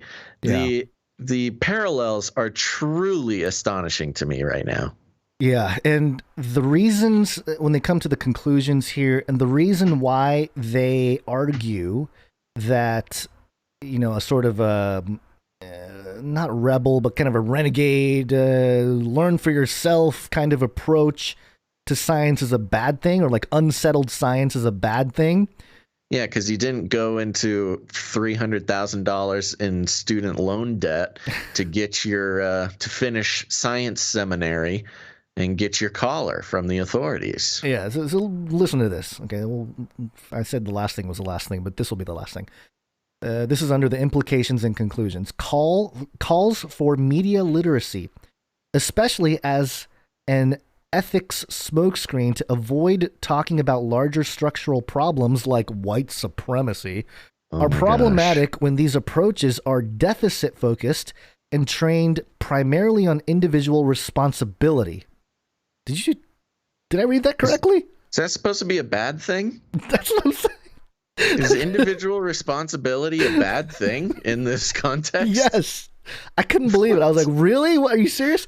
And then it says, powerful research and media organizations paid for by the tobacco or fossil fuel industries have historically capitalized on the skeptical impulse that the, quote, science simply isn't settled, prompting people to simply, quote, think for themselves to horrifying ends. The attempted coup on January 6, 2021 has similarly illustrated that well-calibrated, well-funded systems of coordinated disinformation can be particularly dangerous when they are designed to appeal to skeptical people. While individual insurrectionists are no doubt to blame for their own acts of violence, the coup relied on a collective effort fanned by people questioning. This is what it says. By this people is in the MIT paper? It's in the paper. We have strayed so far from their scientific research into anti-maskers. Now it's going into like political what's the word? Just fodder. This is craziness. The P word. What's the P word? Poopies? Yeah, poopies. They're going into political poopies. Propaganda. Okay, so while individual insurrectionists are no doubt to blame for their own acts of violence, the coup relied on a collective effort fanned by people questioning, interacting, and sharing these ideas with other people. These skeptical narratives are powerful because they resonate with these people's. It's in there twice, which means there's a typo. You can't say that. You can't call us these people. There's a typo. It says it twice too. These. Typo. Thank you, Marty B, for that updated version of that, or louder version anyway. Yeah, these skeptical narratives are powerful because they resonate with these people's lived experience, and crucially because they are posted by influential accounts across influential platforms. It's so funny. Unbelievable. So funny. I can't believe that the MIT is writing such nonsense. There is a woke stroke going on so bad within this MIT research paper. I mean, I don't know. I've lost all faith in any institutional scientific pillar, which I already had. But well, they're onto you, man. Yeah, I know. Yeah, that is completely. That is really shocking. That the scientific research paper goes into that. They basically, and you know what's interesting is they start out by saying, "Oh, these anti-maskers, they're really into science. They just want to see the evidence. They don't want to listen to the authorities. They don't want to do it. They're cool cats." And then it goes into like how evil they are because they don't bow down to the authorities. It is so strange. It's like I don't even know. I don't know. Yeah, I got nothing else to add. I think it speaks for itself. The authors of this article are Crystal Lee, Tanya Yang. Both sound Chinese to me. Gabrielle Inchoko. I don't know what's Inchoko like. I don't know, but I don't know why you're getting all racial on this, Gons. I'm just saying that's the only reason why they would start bringing in like the white supremacy stuff. Usually, it's either the self-white hate people, or it's people that were over socialized that are a minority. That's usually how this happens. Could be. So, well, and then, whatever. I mean, it doesn't matter, but I'm just saying it's just an observation. It's just interesting how it took that turn. It started kind of scientific, like here's the data we saw, and this is what it told us about these types of people, and that's why the insurrection happened. I'm just popping over here to check one of the names. Oh, yeah. Graham M. Jones, Associate Professor of Anthropology. Yeah, no, these are all fully bought in woke people. But the problem is that they're at MIT, which means they're trained in scientific inquiry. Well, we would hope so. Well, apparently in not. Theory. Well, that's what I'm going to say. In theory, that's what they're supposed to be doing. But then they do this research piece, and it's almost like they couldn't find, or they found that like the people that are against masks, the anti-maskers, are actually a little bit more reasonable, and they're like looking at data and like all this kind of stuff. So they had to come up with a way to denounce them, because otherwise it's like, well, maybe there is something to the data that they're looking at. Maybe there's something to the method that they're approaching this whole thing with, and they would never get their paper published, or it's whatever. Almost like they were. That's it right there. Yeah. It wouldn't have gotten published if it put anti-maskers in a good anti-maskers in a good light. If it was simply just, oh yeah, these people, wow, they really do pay attention to the science. Look how they distort the evidence. Example ABC. That's what they were hoping, probably. But right. They were hoping to find a vast network of sinister misinformation agents. Yeah, exactly. When really they found just like normal people who just kind of, paid attention in high school for once and knew what science is. Yeah, which is a process and not an authority institution. Structure. And then they shoot themselves in the foot because they have to admit they gave themselves away. Science is not a process.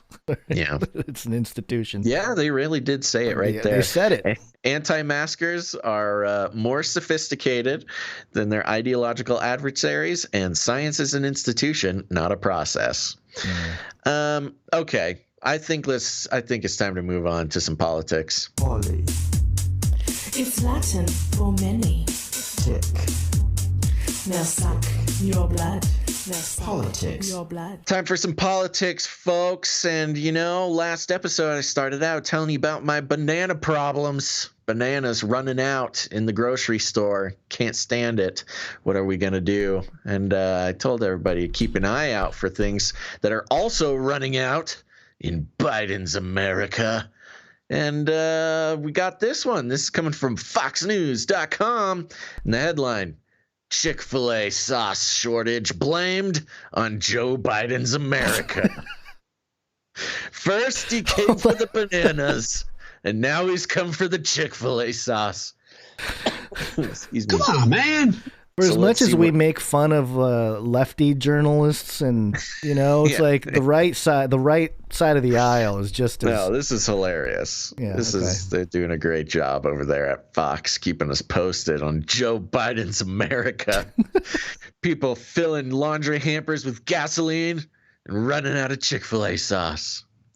Amid the massive fuel shortage in several states as a result of the Colonial Pipeline cyber attack, Chick-fil-A is reportedly facing a short supply of its signature sauce. Following multiple reports of the popular fast food restaurant limiting... Wow, excuse me, like a bug just flew in my nose. Following multiple reports of the popular fast food restaurant limiting how many Chick-fil-A sauce packets each customer is allowed, social media users took to Twitter to express their outrage. Not at the restaurant, but at President Joe Biden. Joe Biden's America. Missouri Attorney General Eric Schmidt tweeted, Joe Biden's destroying America. Senator Ted Cruz wrote. Is this Eric Schmidt, the former head of Google? Oh, there's two T's. Okay, not the same one. Yeah, I was going to say, hey, 180, turning against your Democrat liberal leaders there, Mr. Eric Schmidt of Alphabet Inc. I love this. This is Fox News just lining up tweets from Republican politicians. Representative Lauren Boebert asked if there is, quote, no limit to how awful Biden's America can get.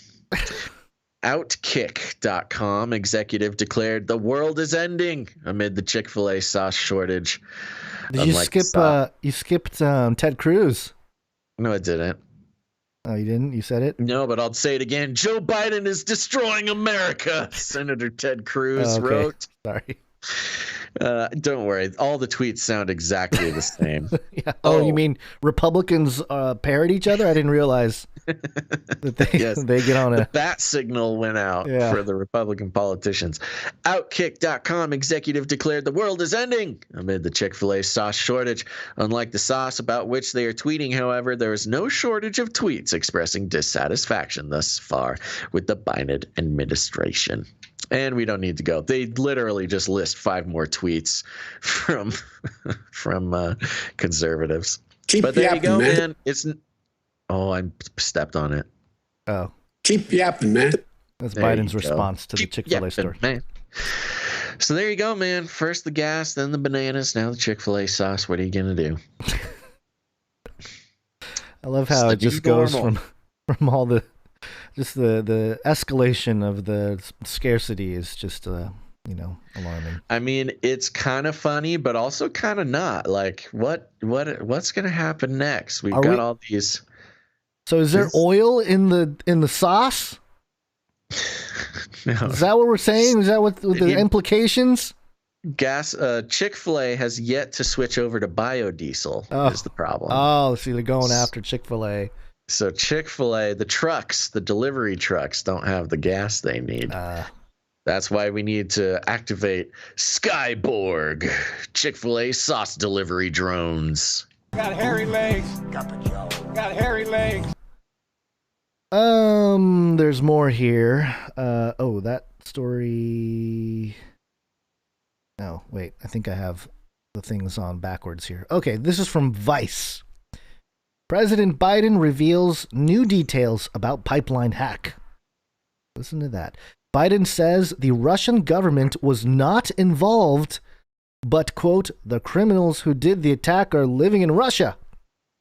We already knew this. This is not new. It's not new. And we even said that, like, in living in Russia, from what Biden says, basically means that whoever did the attacks routed the attacks from Russian IP addresses. Yeah, I mean, we mention it every time something like this happens. They always reference evidence shows that that the attack came from Russia. The evidence they're talking about is like IP addresses and stuff. You can route any attack through Russia. I'm sorry, but I'm noticing a detail in Biden's quote here. Okay, so Biden said, quote, "The FBI has released details on the attack. We do not believe the Russian government was involved in this attack, but we do have strong reason to believe the criminals who did the attack are living in Russia. I am confident that I've read the report of the FBI accurately." They say Putin was not involved. The government was not. So Biden is confident that he read the report accurately. Well, the implication of this is even more hilarious because he made I'm confident that I read this accurately because I double and triple checked. You can see him reading the report from the FBI. Putin was not involved. Wait, what? Let me read that again. Putin was not involved? No, he was playing hockey with. Putin has an alibi? He was at a hockey game? He scored 8 goals? 8 goals? I could score 8 goals if they just give me a chance. Imagine us declaring that we are pretty sure. We could say we're confident that we read something accurately. Like the absurdity is so, I don't know. It's just beyond absurd. Oh man, we're so done here in America. It's I repeat, bad news. I read the report. I'm confident that I read it correctly. Okay, this is the other story. We should start saying that. We should. I'm confident that I read this article correctly. Okay. It's true. Not always confident of that. Apparently. Think about it. Apparently, it is a thing. But this is the New York Times article. Mysterious ailments are said to be more widespread among U.S. personnel. This is the directed energy weapon stuff.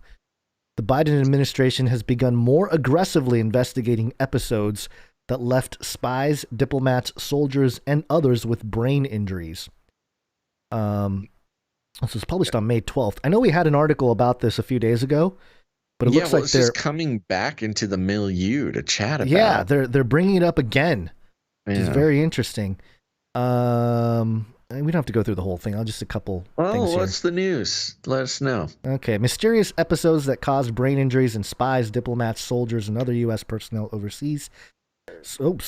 Started 5 years ago. Now number more than 130 people. More than previously known, according to current and former officials. The number of cases within the CIA, the State Department, and Defense Department, and elsewhere spurred broad concern in the Biden administration. The initial publicly confirmed cases were concentrated in China and Cuba and numbered about 60, not including a group of injured CIA officers whose total is not public. The new total adds cases from Europe and elsewhere in Asia, and reflects efforts by the administration to more thoroughly review other incidents amid concern over a spate of them in recent months. Yeah, so that's interesting. It just keeps happening. It keeps happening, and it's more widespread, so much so within the CIA that they can't even release the numbers. Ooh. Since December, at least 3 CIA officers have reported serious health effects from episodes overseas. One occurred within the past 2 weeks, and all have required the officers to undergo outpatient treatment at Walter Reed National Military Medical Center or other facilities. And in one case in 2019 that has not previously been reported, a military officer serving overseas pulled his vehicle into an intersection, then was overcome by nausea and headaches, according to 4 current and former officials briefed on the event. His 2-year-old son, sitting in the back seat, began crying. After the officer pulled away from the intersection, the nausea stopped and the child stopped crying. Both received medical attention from the government, though it is not clear whether they suffered long-term debilitating effects. Officials suspect the officer may have been targeted. The episode upset officials in both the Trump and Biden administrations, prompting them to investigate further. The Biden administration has not determined who or what is responsible for the episodes or whether they constitute attacks, though some Pentagon officials believe Russia's military intelligence, the GRU, is most likely behind the case of the 2-year-old. How do they even know that? And evidence has emerged that points to Russia in other cases. Most emotionally traumatizing. The intelligence agencies have not concluded any cause or whether a foreign power is involved. Freaking New York Times, man. Every time they're like, they think it's Russia, but there's no conclusion saying it is Russia. There's no conclusion. But it's Russia. Just like to put that in your minds. Yeah. We think so. We can't tell you for sure, but somebody said it. I'm saying it now, but I don't know. It may not be, should but it's say it later. For sure Russia. Yeah. But also, quote, as of now, we have no definitive information about the cause of these incidents, and it is premature and irresponsible to speculate, said Amanda J. Schkoch, the spokeswoman for the Office of the Director of National Intelligence. Moscow has repeatedly denied any involvement. While no military personnel have been injured in combat zones, several were hurt in Europe and Asia, according to former officials. Some suffered long-term brain injuries, including debilitating headaches.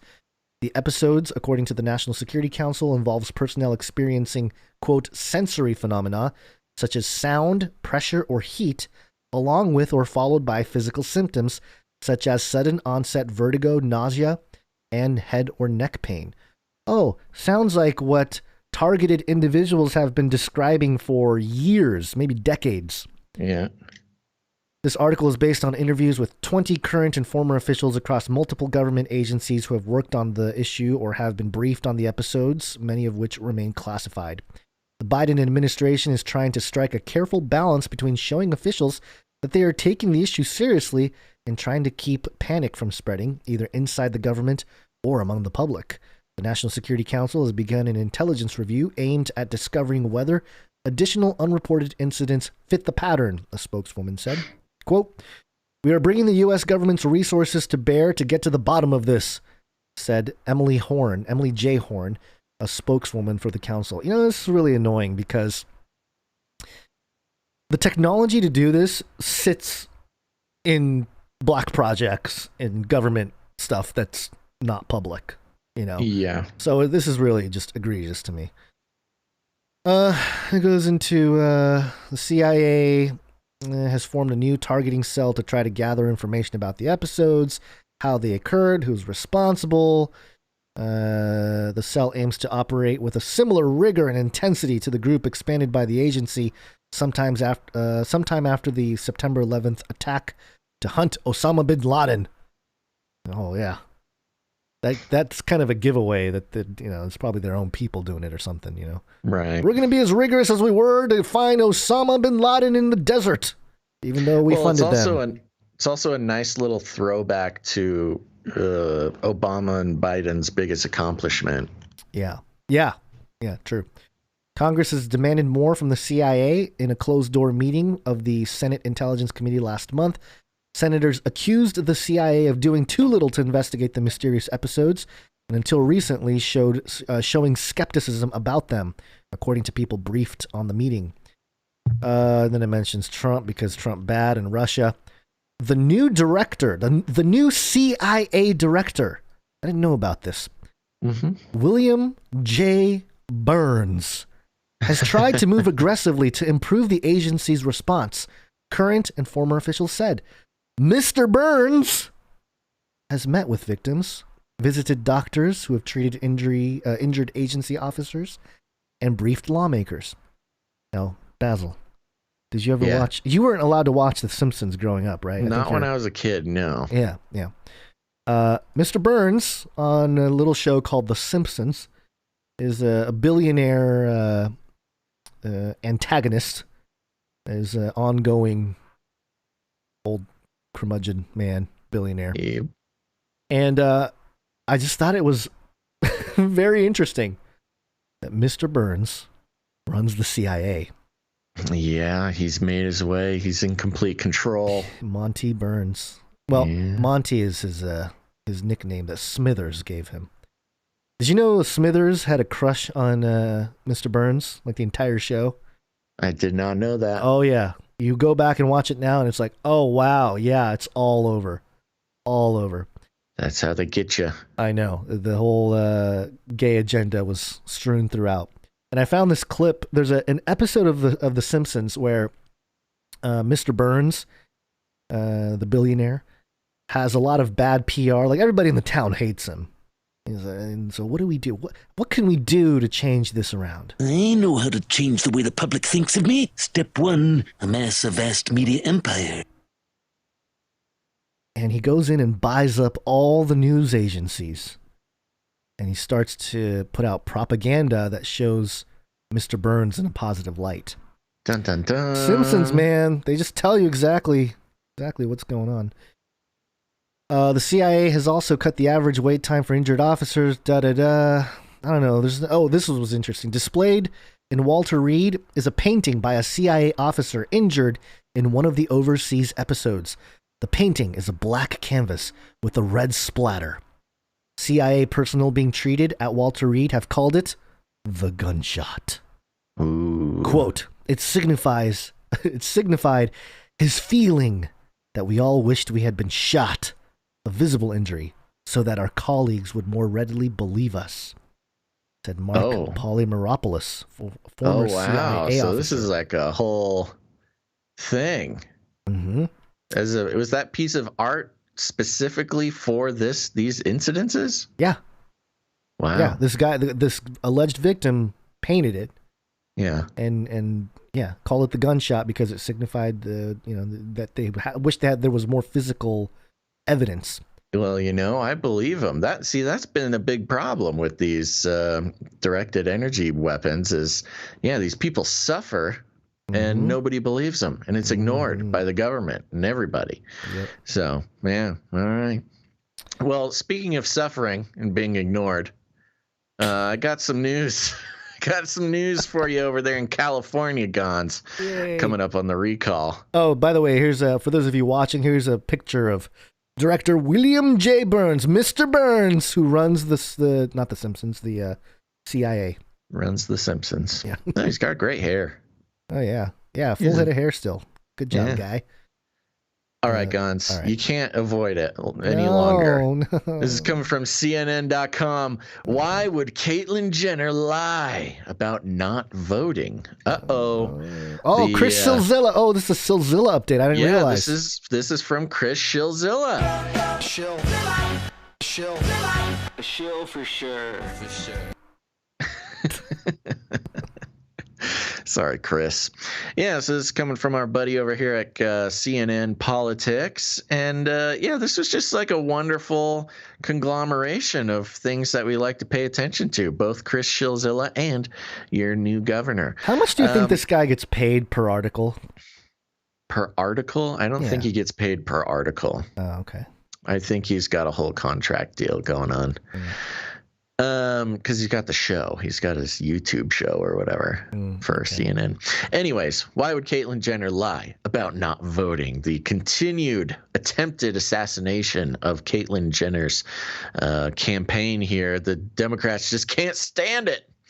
Newly minted California gubernatorial candidate Caitlyn Jenner was as clear as could be when CNN's Dana Bash asked her about voting in the 2020 election. Quote, it was voting day, and I thought the only thing out here in California that I worry about, which affects people, is the propositions that were out there, Jenner said. And I didn't see any propositions that I really had one side or the other. And so it was election day, and I just couldn't get excited about it. And I just wound up going to play golf instead, I said. I'm not doing that. Okay. The implication was simple. For Jenner, politics was so broken that she simply couldn't bring herself to be a part of it. Not a perfect message for someone running for office. Honestly, I think it might be the perfect message for someone running for office. No, seriously. Unfortunately, honestly, there's a lot of disgruntled Californians. So you know who I don't trust? People who vote. But if you want to position yourself as an outsider, the I was so fed up I didn't vote, but then I decided to do something about it narrative isn't a bad one. Wait a minute. Shilzilla agrees with me, man. I know, but Shilzilla, this is okay. All right, so for those of you just listening, this sentence here, or this phrase, I was so fed up I didn't vote, but then decided to do something about it. Yeah, it's all hyphenated. It's hyphenated. I know. It's beautiful writing. It's beautiful writing, or is it my best friend? Oh Chris my gosh! Shilzilla. I would have gotten in so much trouble if I tried to write like that in writing class. I know. It's a new world, Gons. Journalism and it's just writing in general is not what it used to be. I wonder if this article or that line was in some kind of paper in journalism school, if the teacher would have accepted it or put a giant red mark. That's why Chris Shilzilla's he's the new blood. He's shaking it up. Let me continue. Plus, plenty of celebrity candidates or people who haven't made politics their life's calling haven't voted all that consistently, which makes them like lots of people who may vote intermittently, if at all. So if the story ends there, no big deal, but it didn't end there. He brings up a good point here. Yeah. He said plenty of celebrity candidates or people who haven't made politics their life's calling haven't voted all that consistently. True. Which is a great point because, first of all, we all know people who have made politics their life's calling, there's just something wrong with them. They're just not great. There's something wrong. And, the old saying, somebody who wants to be a leader shouldn't be a leader, or I don't know what the actual saying is. It's like somebody who wants to be the king shouldn't be the king. You should have somebody who, hasn't made it their life's calling. Because, you think of like a little 12-year-old, motivated, ambitious, precocious little preteen. They're usually pretty psycho in the end, and they end up being our politicians. That was the big message of Trump, that he didn't have to do it. He's done. He could retire, but he's not a career politician. He's an outsider. He hasn't been scheming to become president since he was 12. Right. Anyways, so there you go. So if the story ended there, no big deal. But if it didn't end there, because Politico checked the Los Angeles County voting rolls and found that Jenner did, in fact, vote in the 2020 election. Dun, dun, dun. Politico had previously reported that Jenner had voted in just 10 of the 26 California statewide elections held between 2020 and 2020. CNN confirmed that reporting on Wednesday afternoon and sought out the Jenner campaign for comment about the discrepancy. A campaign aide told CNN's Maeve Reston that Jenner did vote by mail, but weighed in only on the ballot propositions, not on the presidential or other down ticket races. But again, that's not what Jenner told Bash, which was, again, that, quote, I didn't see any propositions that I really had one side or the other, and so it was election day, and I just couldn't get excited about it, and I just wound up going to play golf instead, and I said, I'm not doing that. Which is very odd, exclamation point, Shilzilla. Very good use of an exclamation point. Because 99 out of 100 times when politicians and would-be politicians lie about their past voting histories, it's to say that they voted a lot more often than they actually did. I can't think of a single time, this is a first, where a candidate lied about, or at least misstated, not having voted when they did in fact vote. Why did she do it? The most innocuous explanation is that she simply misspoke. What Jenner meant to tell Bash was that she couldn't bring herself to vote in the 2020 presidential race, not that she didn't vote at all. Of course, why specifically mention ballot initiatives in the same sentence as saying you didn't vote if you knew you had cast votes on them in last November? The only other explanation I can think of is that Jenner wanted to really push the idea that she is a political outsider and got caught stretching the truth a little too much to make that case. End of article. Chris Shilzilla, you have created another masterpiece. Yeah, I mean, he's probably not wrong. He probably, out of all the lies and mistruths and stretched, exaggerations that politicians routinely make a part of their public discourse, I think this one's pretty innocent.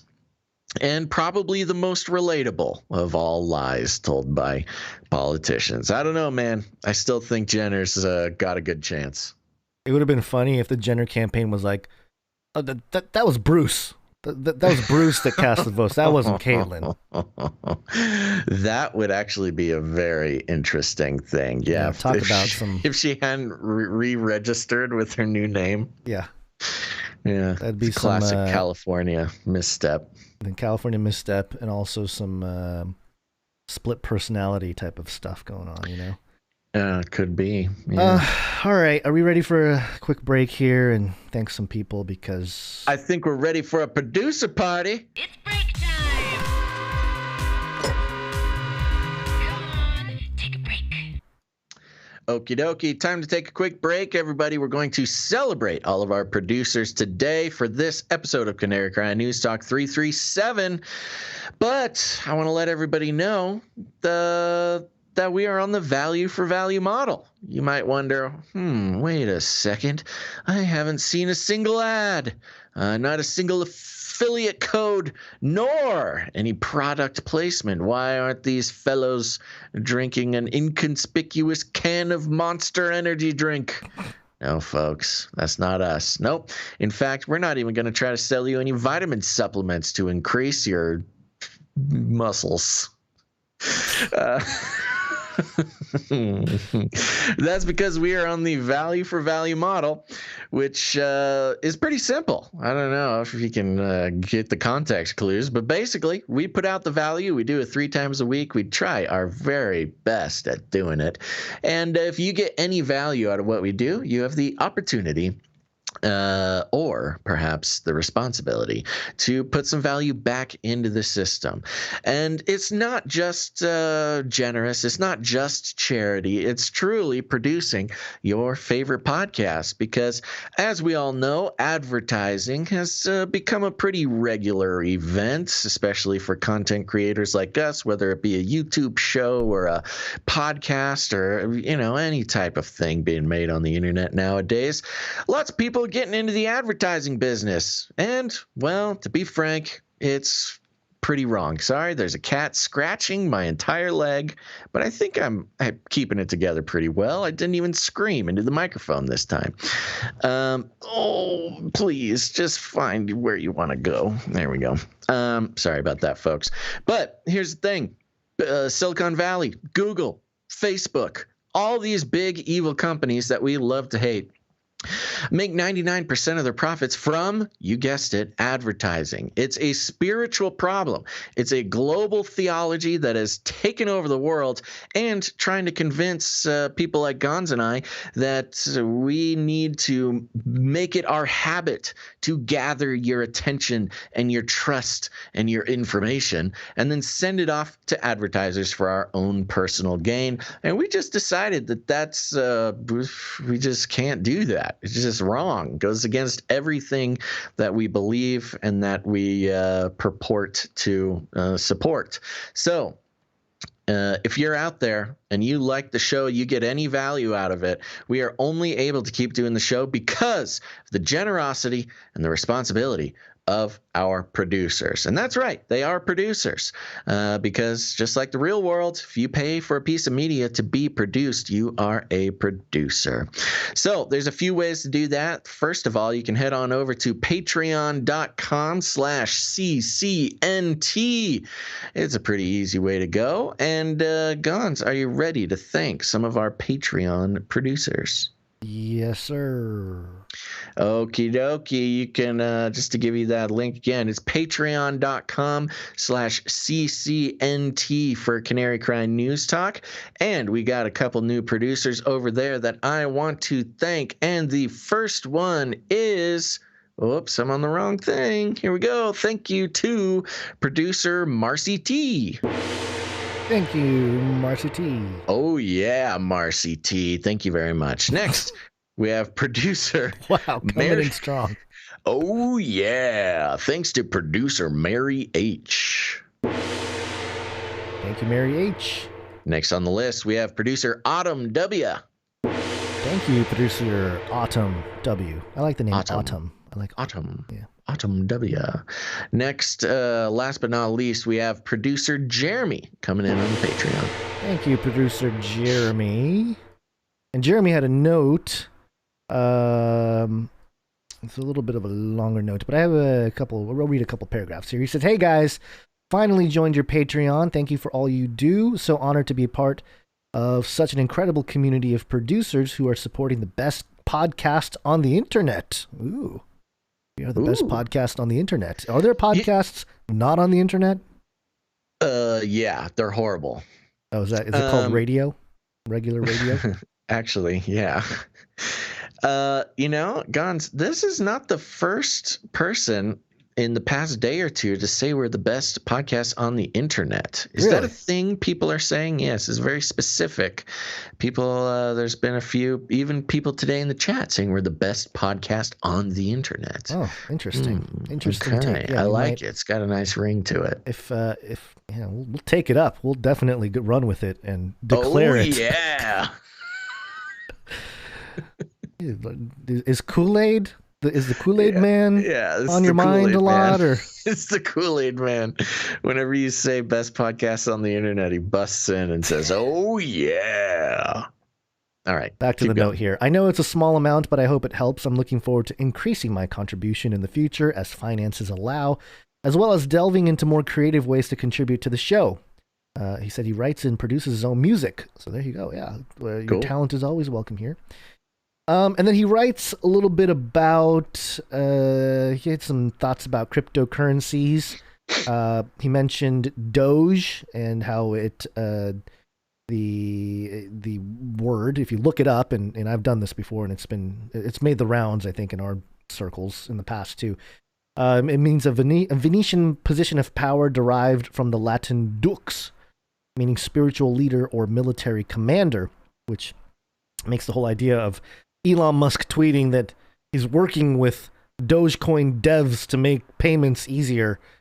Kind of interesting because I'm fun pretty little conspiracy theory. I know, but I'm pretty sure that Dogecoin devs abandoned the project in like 2015. I don't know that there's any developers on there now. But anyway, maybe there are. I think anybody can do it if they want. It's true. Anybody can. It's an open source thing. You can go on the GitHub. And then he mentions a couple more crypto things. And he says at the end here, now I'm not saying you should do a 12-hour, 4-part mini-series on Canary Cry Radio dedicated to cryptocurrency, but if Gimli and Legolas ever felt like talking about the many strange currencies being used in Christian Middle Earth, you would have at least one listener devouring every second of it. Yeah, this topic has come up quite a bit. Yeah, us doing sort of a deep mini series into cryptocurrency. We just gotta find some time. I know. Time is the hard part. I did. I think I made an Ethereum video in like 2017, and I have a few different videos talking about cryptocurrency, like different projects and some of their occult sort of names and stuff like that. Mm-hmm. There's a recent cryptocurrency. I think it's called like Benchmark, and the ticker symbol is Mark, M-A-R-K. Nice. It's like, okay, trigger all the end time believers there. Yeah. Speaking of triggering, we have 666 people in the chat right now. Oh no! Somebody leave or don't leave. Invite somebody to come. Invite your friends. Yeah. Anyway, if you made it this far, thanks again. I've been so blessed by your show. So thankful for my friend and coworker Chad. I don't know if I was supposed to say all that. Yeah. Anyway, so who introduced me to you guys last year? So Chad, thank you for rattling the cage. You guys seriously rock. God bless Jeremy. Thank you, Jeremy. Appreciate it. And we appreciate your patronage / producership. That's right. And, I was wrong. Jeremy was not last nor least, but last and definitely not least is producer Perla. Perla D. Thank you, producer Perla. Yeah. I think maybe we may have missed Perla last episode. So sorry. Thanks. Thanks. Glad we could make up for it. Oh, okay. Next, I don't think there was any other Patreon stuff for Canary Cry Radio. No. What's going on? I deleted some things that I wasn't trying to delete in the document. Oh, don't do that. I know. I'm trying to get it back. But for those who don't like Patreon, that's why we have canarycryradio.com/support. canarycryradio.com/support. That's right. canarycryradio.com/support is the best way to become a producer, especially for those who don't like Patreon. That's okay. You don't need to like Patreon. And over there on canarycryradio.com/support, we've got all sorts of options. You can read about the value for value model, learn about the Canary Cry Roundtable of Knights and Dames. You can also become a supporter. You can become a monthly producer, recurring producer if you'd like. Just, go and set it and forget it, baby. It's easy, and you keep the show going without even have to think about it. Or if commitment is not your thing, you can go ahead and make a one-time producership in any amount that you like. And that's an important detail because, part of the value for value model is you decide your own number. We're not here. We don't have, special little levels that, get you a special prize from the prize box or anything like that. There's just a couple of rules that you support the show in whatever way and whatever number is meaningful to you. It might depend on how often you listen to the show, how long you've been listening to the show, how much you like the show, how much you don't like the show, whatever it is, just put a number on it. And you get to choose your own adventure. And when it comes to reading donation producership amounts, there's only a couple rules, which is if it's a flat round number that is $10, $25, whatever, flat round number, we usually will keep that anonymous for you. So, we're not trying to blast everybody's financial information out here. But if you would like to, there's also special ways to produce the show that we will read the amount. An easy way to do that is just to put 33 in there somewhere. Of course, that's our Illuminati handler producership, if you know the secret handshake. But there you go. Some people choose to do Bible verses, turn the Bible verses into a number, send that in, send us the Bible verse. It's all sorts of fun. But anyways, there's also cryptocurrency options, things like that. Gons, are you ready to thank some producers? Yes. All right. So first up here, we want to thank all the recurring producers that support us on PayPal. Appreciate that. And to start things off, the executive producer for episode 337 is producer Allison G. Thank you very much, producer Allison G. And let's see, Allison G sends a note. Says, "Hi, Basil and Gons. I want to say thank you for all that you both do.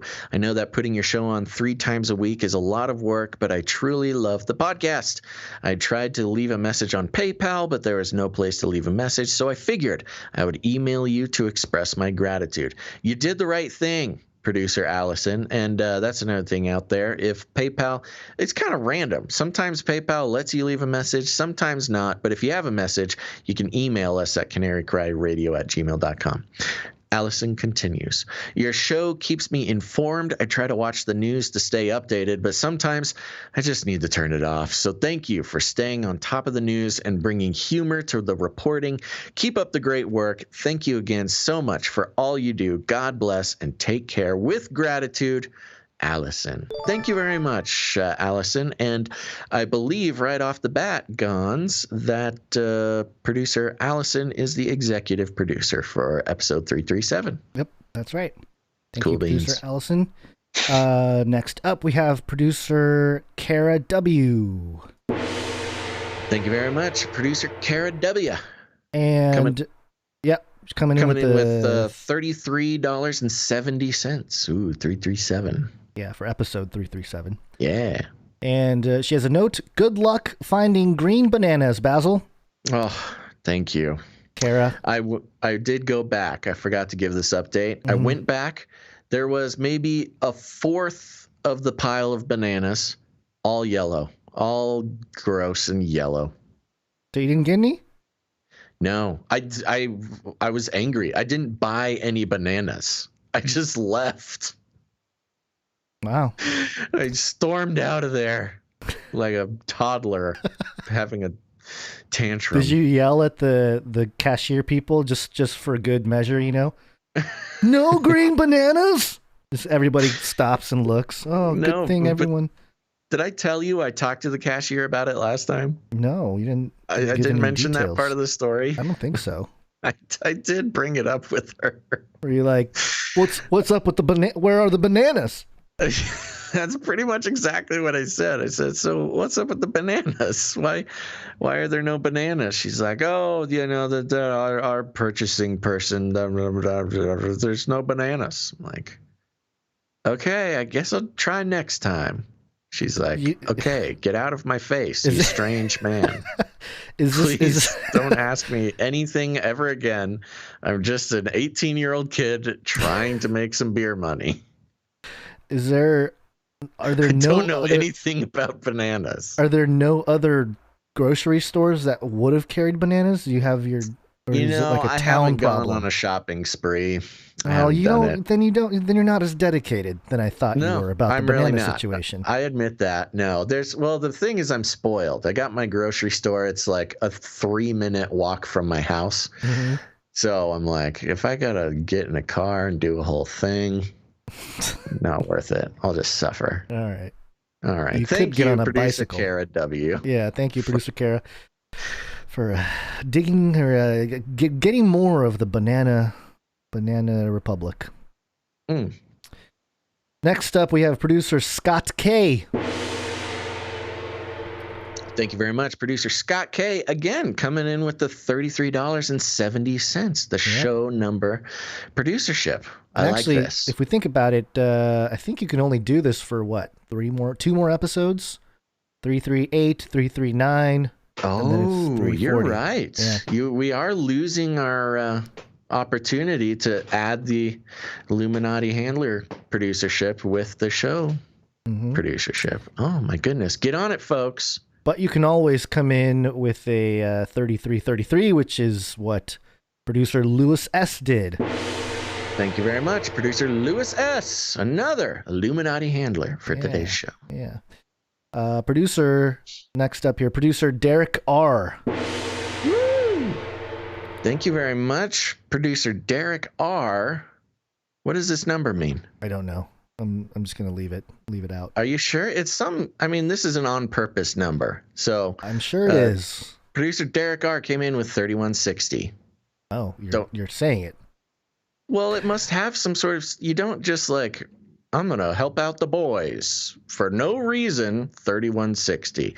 Maybe that was after the PayPal tax. Nope. I checked. Okay. Well, moving on. And there's no note, so we don't know. It's a mystery. Thank you, producer Derek. Thank you, producer Derek R. We apologize for doxing your number. Next up, we have one from a producer. 316. John 316. Okay, there you go. I mean, was it that, though? Are we getting it directly from producer Derek? That doesn't matter, Gons. Let's keep moving. All right, okay. Maybe it's Matthew 316 or Luke 316. Okay. Next up, we have an anonymous producer. Thank you very much, Anonymous.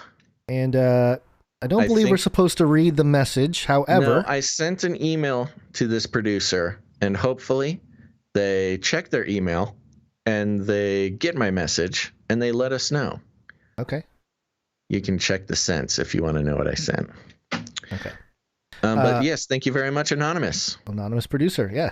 Next up, we have producer Shield Labs. Woo! Producer Shield Labs keeping that streak going. That's right, folks.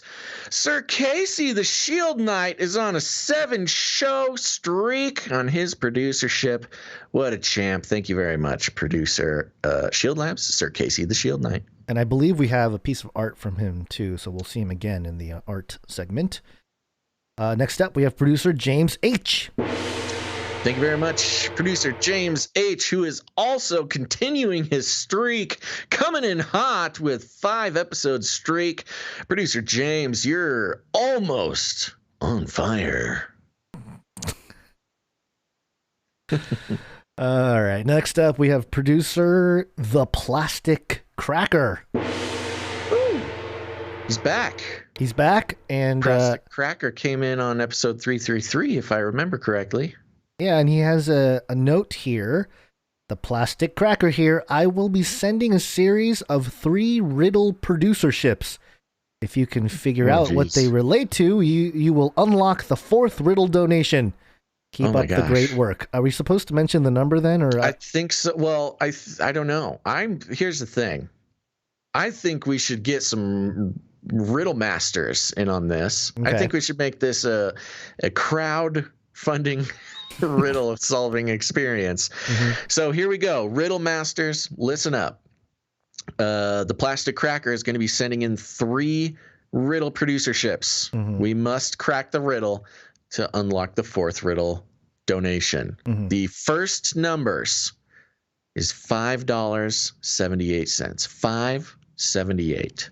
578. Write it down. I'll say it again. Here's 578. Here's my theory. I'm just going to throw out my theory as to what the riddle is. Do you think they're connected? Yes, they will be connected in some way. Okay. So what's going to happen is, for the next 2 donations, or the producerships, they're going to have a sequence of numbers that omits the number 6. And so the 3 donations will be 3 that are missing the 6. Oh wow! Okay. That's just my theory. That's your first inclination. That's my theory. Yeah. Yes, because the numbers right now are 5, 7, 8. Skipping the 6. Okay, there you go. All right, Riddle Masters, help us out. Keep listening to the next 3 episodes to get the rest of the clues. Let's crack the Plastic Crackers riddle.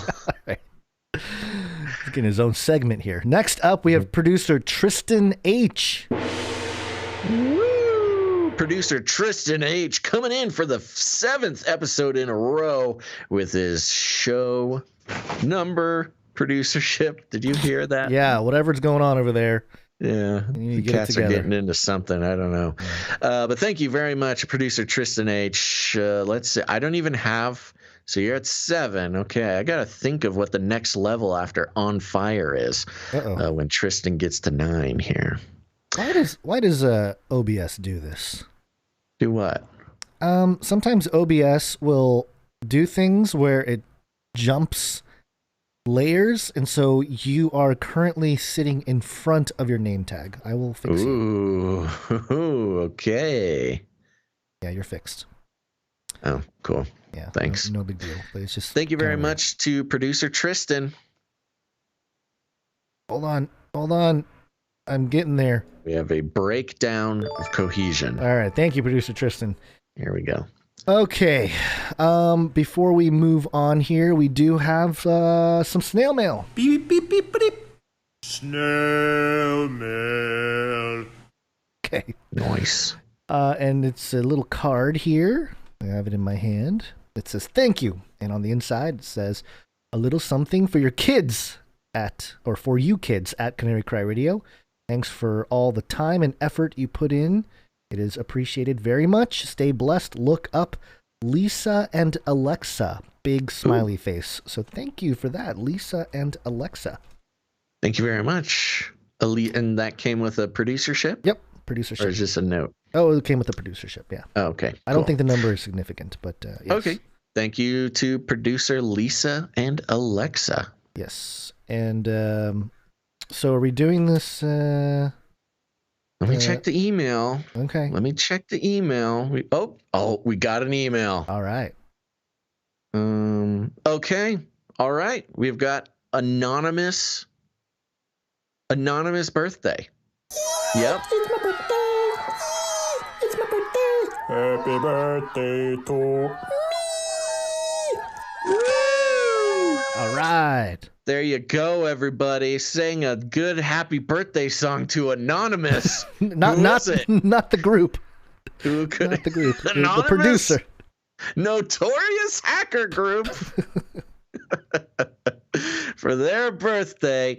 You know what? Whoever you are out there having a birthday, we're very grateful that you produce the show, and we wish you a very, very happy birthday. And we hope that we'll be here for your next birthday as well. Yeah, and I think they will be. Oh, all right. Gons knows something. Oh, they'll be here. I'll see to that. Well, it's just weird when you're like, hopefully they'll be here for the next birthday. It's like, what do you think something's going to happen to them? What do you know? I was trying to spice it up a little bit, because saying happy birthday, someone.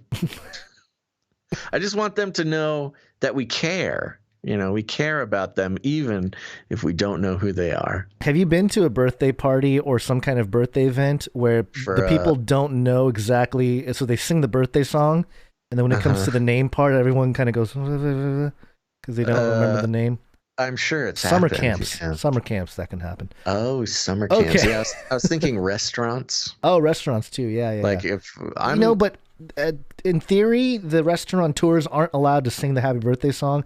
I think technically now they can because the copyright expired, but for a long time they weren't allowed to sing the happy birthday song because of a copyright. If people didn't know, that's why you go to the Mexican restaurant or any restaurant really, and they don't sing happy birthday. They have their own clappy birthday songs. And this has been Happy Birthday Facts. Birthday Facts with Guns. All right, producers, thank you so much for contributing to the show with your treasure. You can also contribute to the show with your time. And for episode 336, we had producer Rachel C. come in with the timestamps. So thank you. Producer Thank you very Rachel. much, Producer Rachel. You know what I like about, let me first say, I think all of our timestampers do this, so I appreciate it about all of our timestampers. But when Producer Rachel sent the timestamps in, there was a smiley face in the subject line. It was like, timestamps! Yeah, very, very excited about the timestamps. Yes, I was like, oh my gosh, look at this enthusiasm. Yeah. Now, I will say, Jade Bouncerson and Christine are also enthusiastic, so I'm giving props to the entire team. Thank you all. So let's get into some other ways you can help produce the show with your talent. And we have a couple jingles to highlight here. We have a new jingle.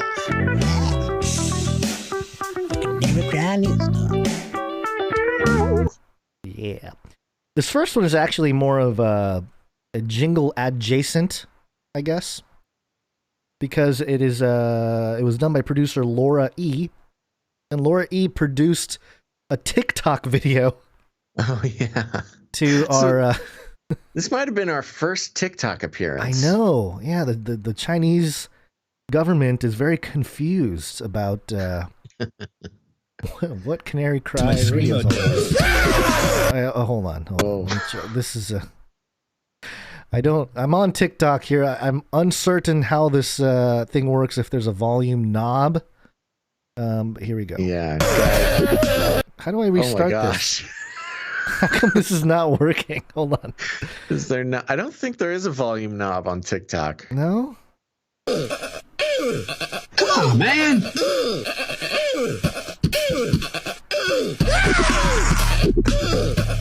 Keep yapping, man. Aborted feces. You get the idea. I like how this is the Gon's end of show remix. It is the remix with the Biden clips in there and the ISOs. You know what? That was very fun. For those who are just listening, who made this? Producer Laura. Laura E, yeah. Yeah, producer Laura E put together, I believe this is our first TikTok. It's kind of long, so we can't play the whole thing right now. But thank you very much, producer Laura E. And for those who are just listening, it is a beautiful montage of goats, different kinds of goats. And what else is in there, Gons? It's just goats. It's mainly goats. Yeah. Yeah, there's goats. This is a goat-centric. Goat-centric. We'll leave the link. Go ahead. Making the reference to the screaming goats, yes. which Yes, my Tyrannosaurus Rex and Raptor impression does sound a lot like the screaming goats. Yeah, I was going to say that perhaps producer Laura was not present at the original creation of that moment when Basil did the Velociraptor impression. Yeah. And yep. But I like the goat thing too. Yeah, the goat's not bad. I've got a wide range. You know that scene in Jurassic Park when the Tyrannosaurus Rex eats the goat? Sure. I could have voice-overed the entire thing. Oh yeah. Yeah, see? Multi-track that whole thing. We'll leave a we'll leave the link in the description or not the description, the show notes at canarycrynewstalk.com. But if you go to TikTok, Last Days Overcomer, all one word. That's Laura's channel there. And you can find the Think Outside the Cage jingle video on TikTok. So there you go. Yeah. Thank I mean, you, I think it's the whole song. I think it is, yeah. It's from the last episode. So thank you for that, producer Laura. We appreciate it. And yes, this does earn you a producership. Woo. And next up, we want to highlight producer Marty B. Marty B came in with, he's the one that does People Zoo. And he has a Vax bumper. I wanna die or be decapacitated. I wanna be vaccinated. Oh man, we should have played that today. That I is know. good. That's all right. We'll be talking more about it. I want to be, what is it? I want to die or be incapacitated. Here we go. I wanna die or be decapacitated. I wanna be vaccinated. Vaccination. That's good. I want to die or be incapacitated. That's going to be stuck in my head now. It's the Ramones, be for those of you vaccinated. who may know music. That's a Ramones style jingle there. Thank you, Marty B. Appreciate that. It might replace the WACCINE jingle because, you know, we tried to get around the algos there, but I guess it doesn't matter at this point. Yeah, we're going down. We'll mix it up. We got to play more jingles anyways. I know. All right. The other way you can support the show with your talent is with your artwork. One art, please. And this first one is from Allie, who, by the way, Marty B also created the Allie art bumper. One art, please. One art, please. Another one from Allie now. Here it is. I like that. It's succinct. Here it is. And this piece here is a picture of a bat. And let me just read the note here. Today's art was inspired by your discussion last episode on how the pangolin would have had to walk 1,000 miles to Wuhan to Wuhan and get the spicy flu party started. This is the Incredible Journey version where the pangolin has a friendly yet virulently infected bat for company. Yeah, is that what the movie was called, where the dogs and the cat like traveled across the United States because their owners left them behind? Yeah, The Incredible Journey. Incredible Journey, yeah. But this is I would love a remake of that with a pangolin and a bat traveling to Wuhan. Man, this is a Pixar. This is like an edgy Pixar remake. Yeah, we should pitch it to to the Hollywood folk there. Oh, Disney would love that. Okay, here's the thing. It's like The Incredible Journey, but that's an essential part of making a movie pitch in Hollywood. You kind of have to you have to relate it to something. You have to compare it to something that already exists, but then give the twist. Yeah, that's like they teach you that in Hollywood school. So you say it's like The Incredible Journey, but with COVID-19. But with a global pandemic, a pangolin and a bat need to travel 1,000 miles across the Chinese wilderness in order to find themselves in a wet market to spread the disease. You know, that is about as believable as the government's explanation. So True, very true. Thank you for this art, producer Allie. And I did think of something that I wanted to ask you or have a conversation with you, Basil, after the show about some of these artists here. Yeah. Off air, folks. Off air conversation. Uh-oh, I'm in trouble. Next up, we have producer Dove M. And this piece here, I'll read the note from Dove. It says, "Peace. I'm an artist from Pittsburgh, Pennsylvania, and I've been listening to you guys for years now after being put on to the first Age of Deceit film. I've caught every episode of Canary Cry News Talk, but have selfishly been listening for free and contributing nothing.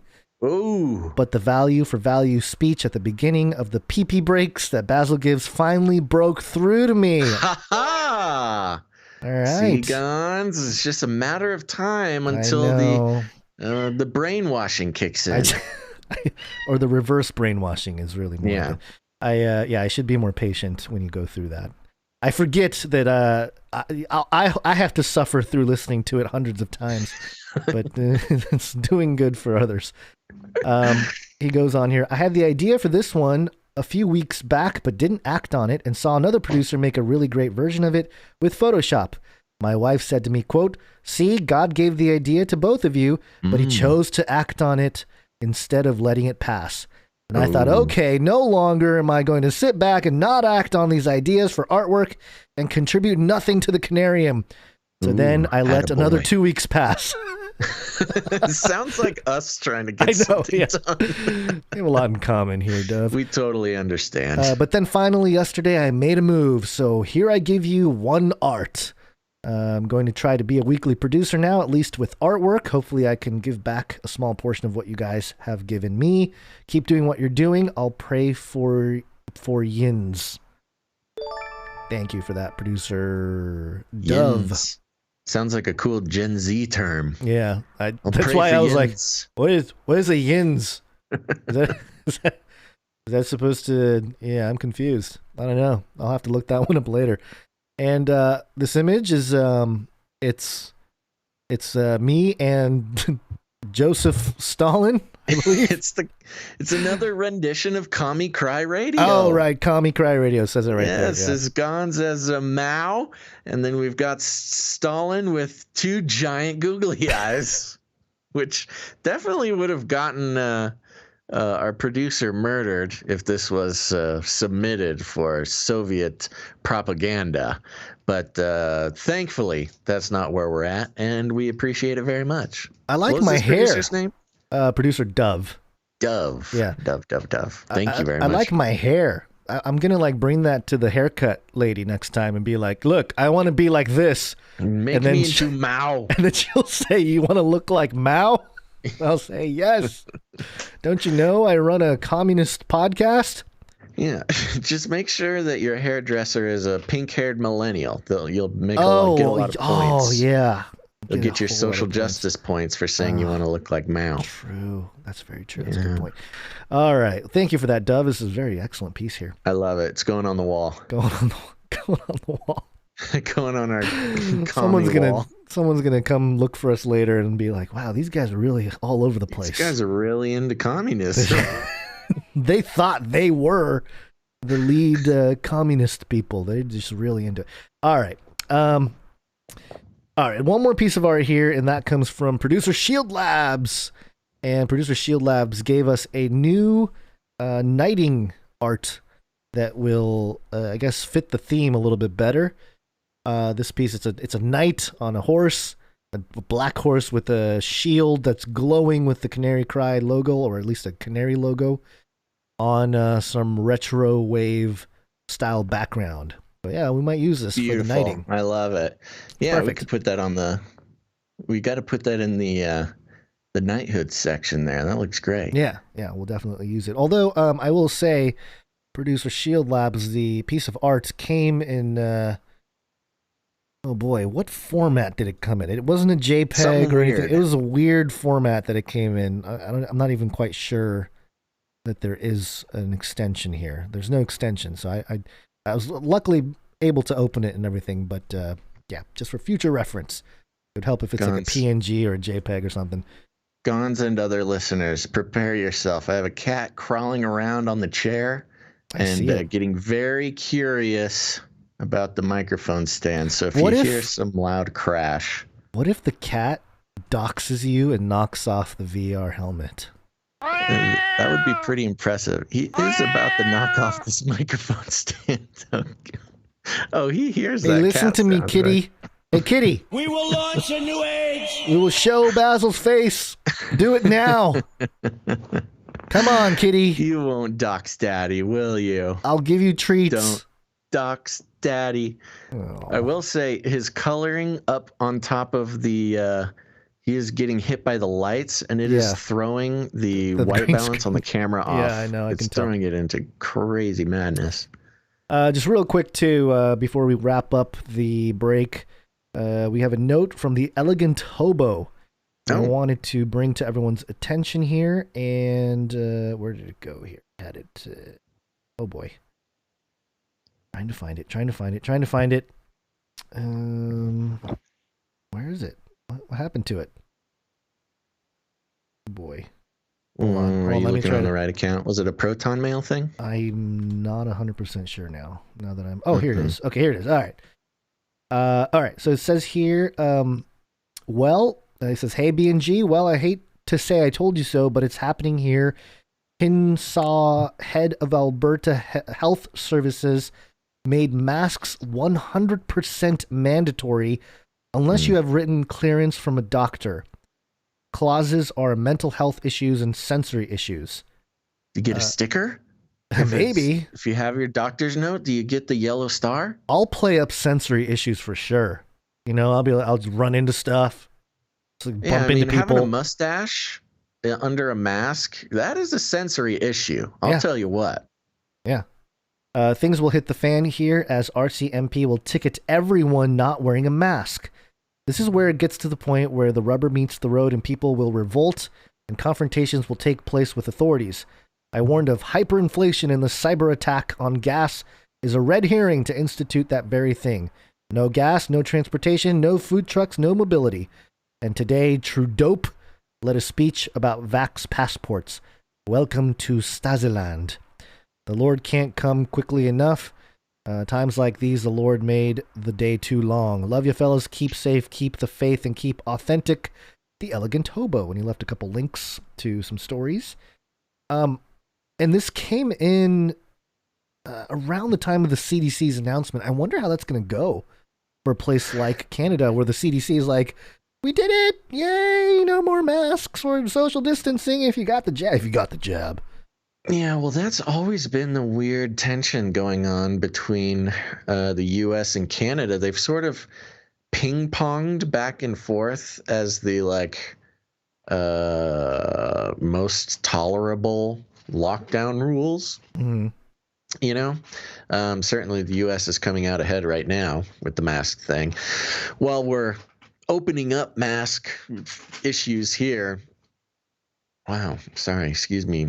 Yeah, Canada getting really hardcore. Maybe they just have like a municipal deficit in the budget that they need to pay for. How are we going to make this money? Well, we can charge people not wearing masks. Done. Yeah. Good luck, bro. Good luck, Trudeau.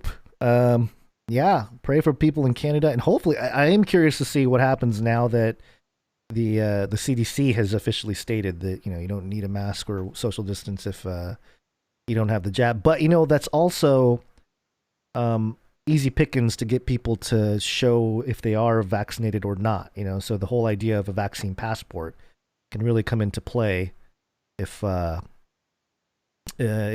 mask mandate is lifted. So yeah, good luck there, people in Canada. Well, not good luck. I mean, pray for you guys. All right.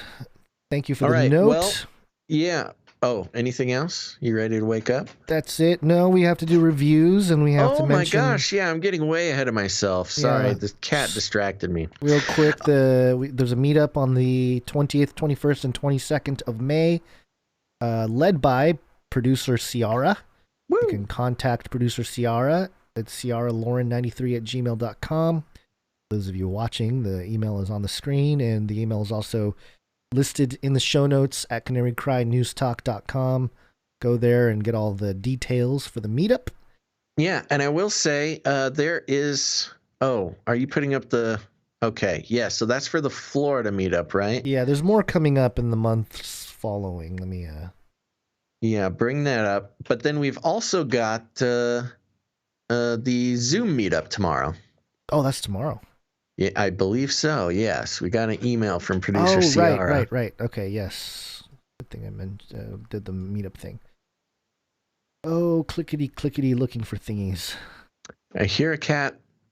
I don't see a cat. You're not being very helpful with the cat haunting you. No, the cat is haunting me, making strange noises. I'm a little worried because at any moment it could mean a monitor falling over or a camera. Yeah. Or ready to connect outside the cage? Join our hangout every third Saturday of the month, 11 a.m. to 3 p.m. And all the information is there. Again, all this information will be posted on canarycrimenewstalk.com on the episode page. So there you go. And let's see. Are we going to do reviews real quick? I think there's like 1 or 2 reviews to go through real quick, and then we'll go back to the show. Yeah, but make sure to go to these meetups, folks. And if you can't do an in-person one, hit up this Zoom meetup. It's fun. I've been to a couple. I might try to go to this one. This is one weird Saturday where I don't have as many things going on. I'm not making any promises, but I'm going to attempt it. Let's see, 11 a.m. through 3 p.m. Pacific Standard Time.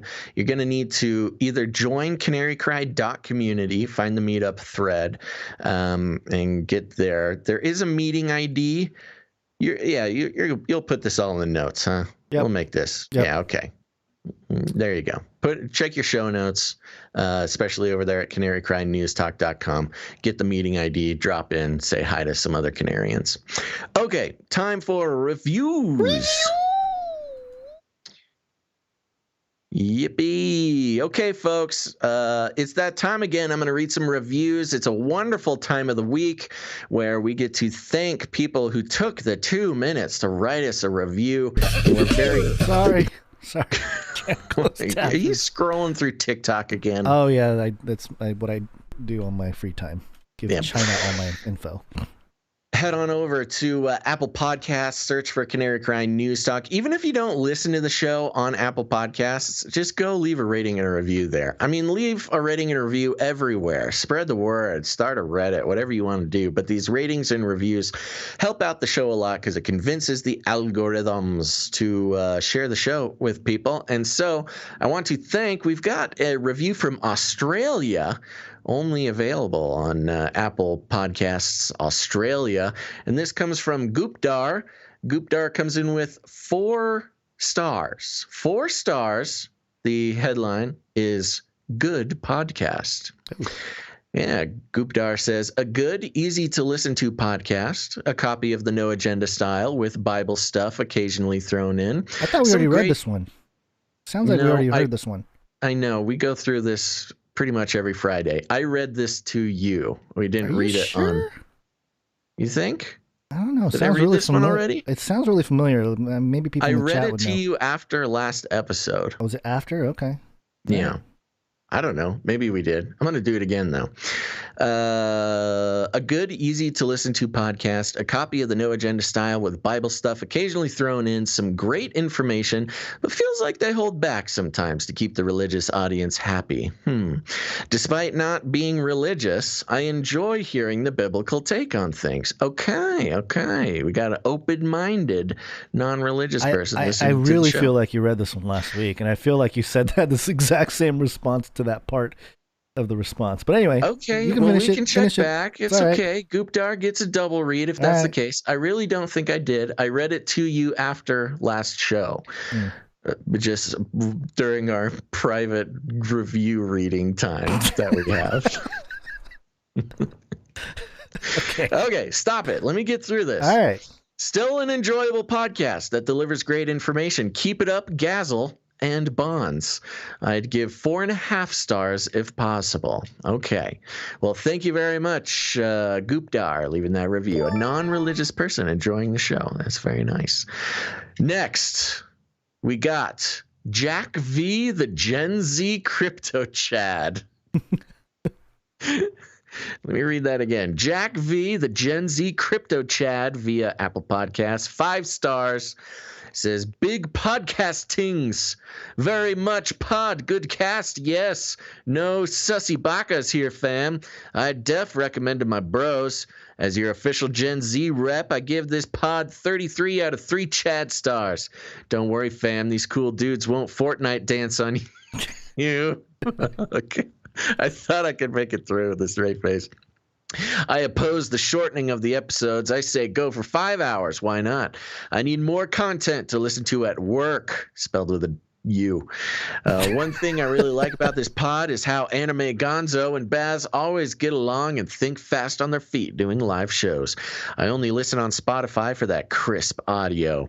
There are only a few Christian alt news people I listen to, and you guys are my number one.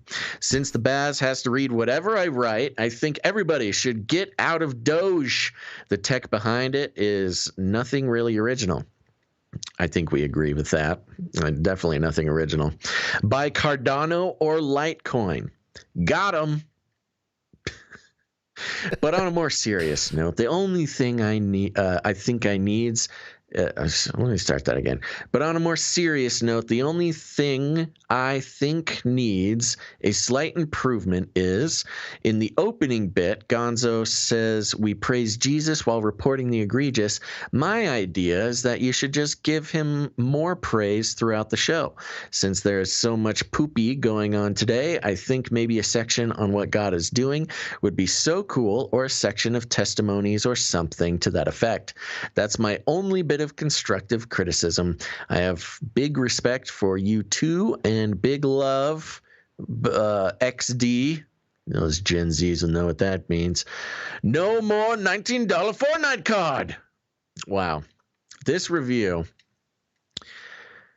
is so much. It means so much to me. Of course, we all know I'm on an eternal journey to be accepted by the Gen Zs, to be brought into the tribe, and not only accepted as a peer, but also respected as an elder. And thank you, Jack V, the Gen Z Crypto Chad, for that. I don't know if you are actually a Gen Z Crypto Chad, but either way, you have brought a light into this dark world with your review. At least he's not throwing shade, you know? He's being Peng Savage. Is so old school. He's Gucci. I think it was a Gucci review. It was straight fire. Yeah, I think Gucci fire I think is out. But Gucci is good. Not according to this website. Shade is out. What? I think it's T now. I need an updated list of Gen Z slang terms then, because the one I'm looking at, I know, must be outdated. We need an updated list from that it wasn't created by a millennial. I'm telling you, man, I get it now. At this point, I'm a regular aged millennial. It's just the millennials getting older. I now understand the true disconnect between, I'm still a young guy, but I'm not a youth. And I understand those poor Gen Xers that came before us. Yeah, see, you start to understand what it was like for them when we were like, what up, yo? And they're like, what is yo? Oh, the hipster thing. Remember? So the Gen Zers, I don't even know what to call those things with the sweatpants and the bright colors and the baggy T-shirts. It's kind of a throwback to 90s grunge, actually. It's more Gen X than anything. But I cannot imagine what life would have been like for a Generation Xer looking back at hipster millennials. Like, what are these people doing? Because I sometimes feel that way. And yet I still crave their respect, which probably will never happen. Well, hopefully we can glow up the audience with our podcast. Glow up. That's good. I think that one is technically current. Yeah, definitely. I'm learning here. I'm realizing I know what some of these mean. There's some that I totally don't. It's funny. I think we're speaking as if we are expecting the understanding from older generations, but there are a lot of Gen Zers that listen to this show. Apparently, yeah. So I don't mean to alienate them by making such a big deal about it. Look, Gen Zers, we had to go through the exact same things with all of our weird hipster speak and everybody making fun of us. So you guys just keep doing your thing. We're here for you. Slaps is a thing? Oh, Slaps is good. I've used Slaps. I have not used Slaps. Oh, yeah. I use Slaps all the time. Also, listen up, Gen Zers. I have a pair of really cool Crocs. So I know what Crocs are. I know, but Crocs are cool now. Oh, they are? Oh, yeah. Oh, yeah. Crocs slap. I don't think that was the correct way to use it. Are we done thanking all of our stands? Okay, we need to isolate that. Somebody clip Gons saying that. Yeah. Maybe the producer party is not the right thing. Maybe we need to change the whole producer system to stands. Mm-hmm. Do you want to read the definition of stands? Another word for someone who's a super fan and sometimes excessively enthusiastic of a celebrity's work.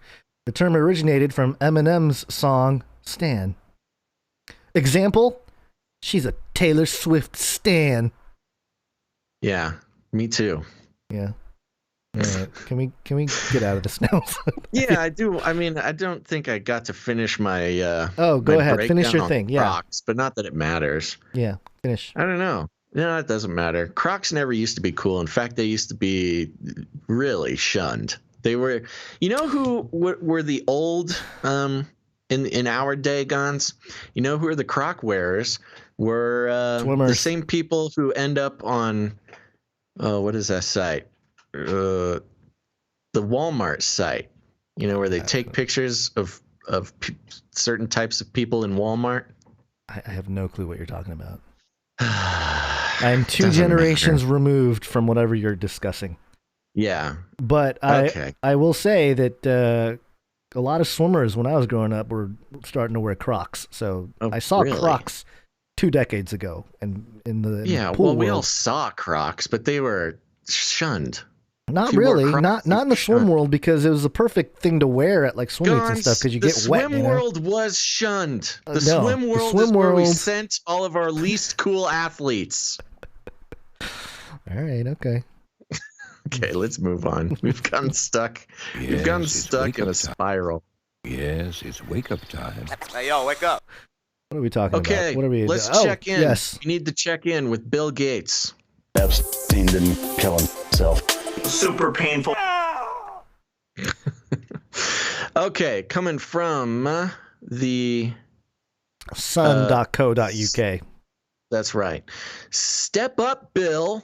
Bill Gates urged to give evidence to Ghislaine Maxwell investigators about ties to Jeffrey Epstein by victims' lawyer. I tried to tell you. How the plot thickens, Gons. Mm-hmm.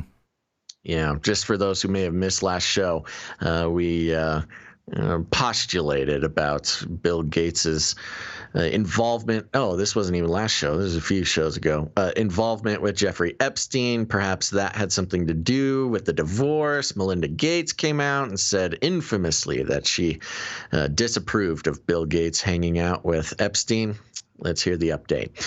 Bill Gates has been urged to come forward and give evidence about his ties to Jeffrey Epstein, as it's revealed he bought homes near disgraced financier and one of his billionaire pals. Lawyer Spencer Couvin, who represents 9 Epstein victims, told The Sun that Gates should volunteer any information about the perv or his pals that could help in the Ghislaine Maxwell investigation. Good job, son. Yeah. Good old son. Just is that the British? The perv and his pals. Perv or his pals. Yeah, go ahead. Gates and the billionaire pedophile first met each other in 2011, 3 years after Epstein pleaded guilty to soliciting an underage girl in Florida, and met on numerous occasions. Quote, "The issue I have is similar is a similar issue as with Prince Andrew, Kuvin told The Sun. Quote, "Why are you taking business meetings with a person like that? I question anyone's moral character who chooses to take business meetings with someone who's exhibited that kind of behavior and admitted to that type of behavior." Quote, "With Bill Gates, his wealth and investigatory powers, I find it incredibly hard to believe that he would not have known the full extent of the allegations that have been brought against Epstein here for that. And yet he continued to take meetings with him. It just shows poor judgment." Gates has always denied witnessing any wrongdoing during any of his meetings with Epstein. Prince Andrew has also denied any wrongdoing. While records show Gates flew on Epstein's notorious Lolita Express in 2013, Gates claims he didn't know who the jet belonged to.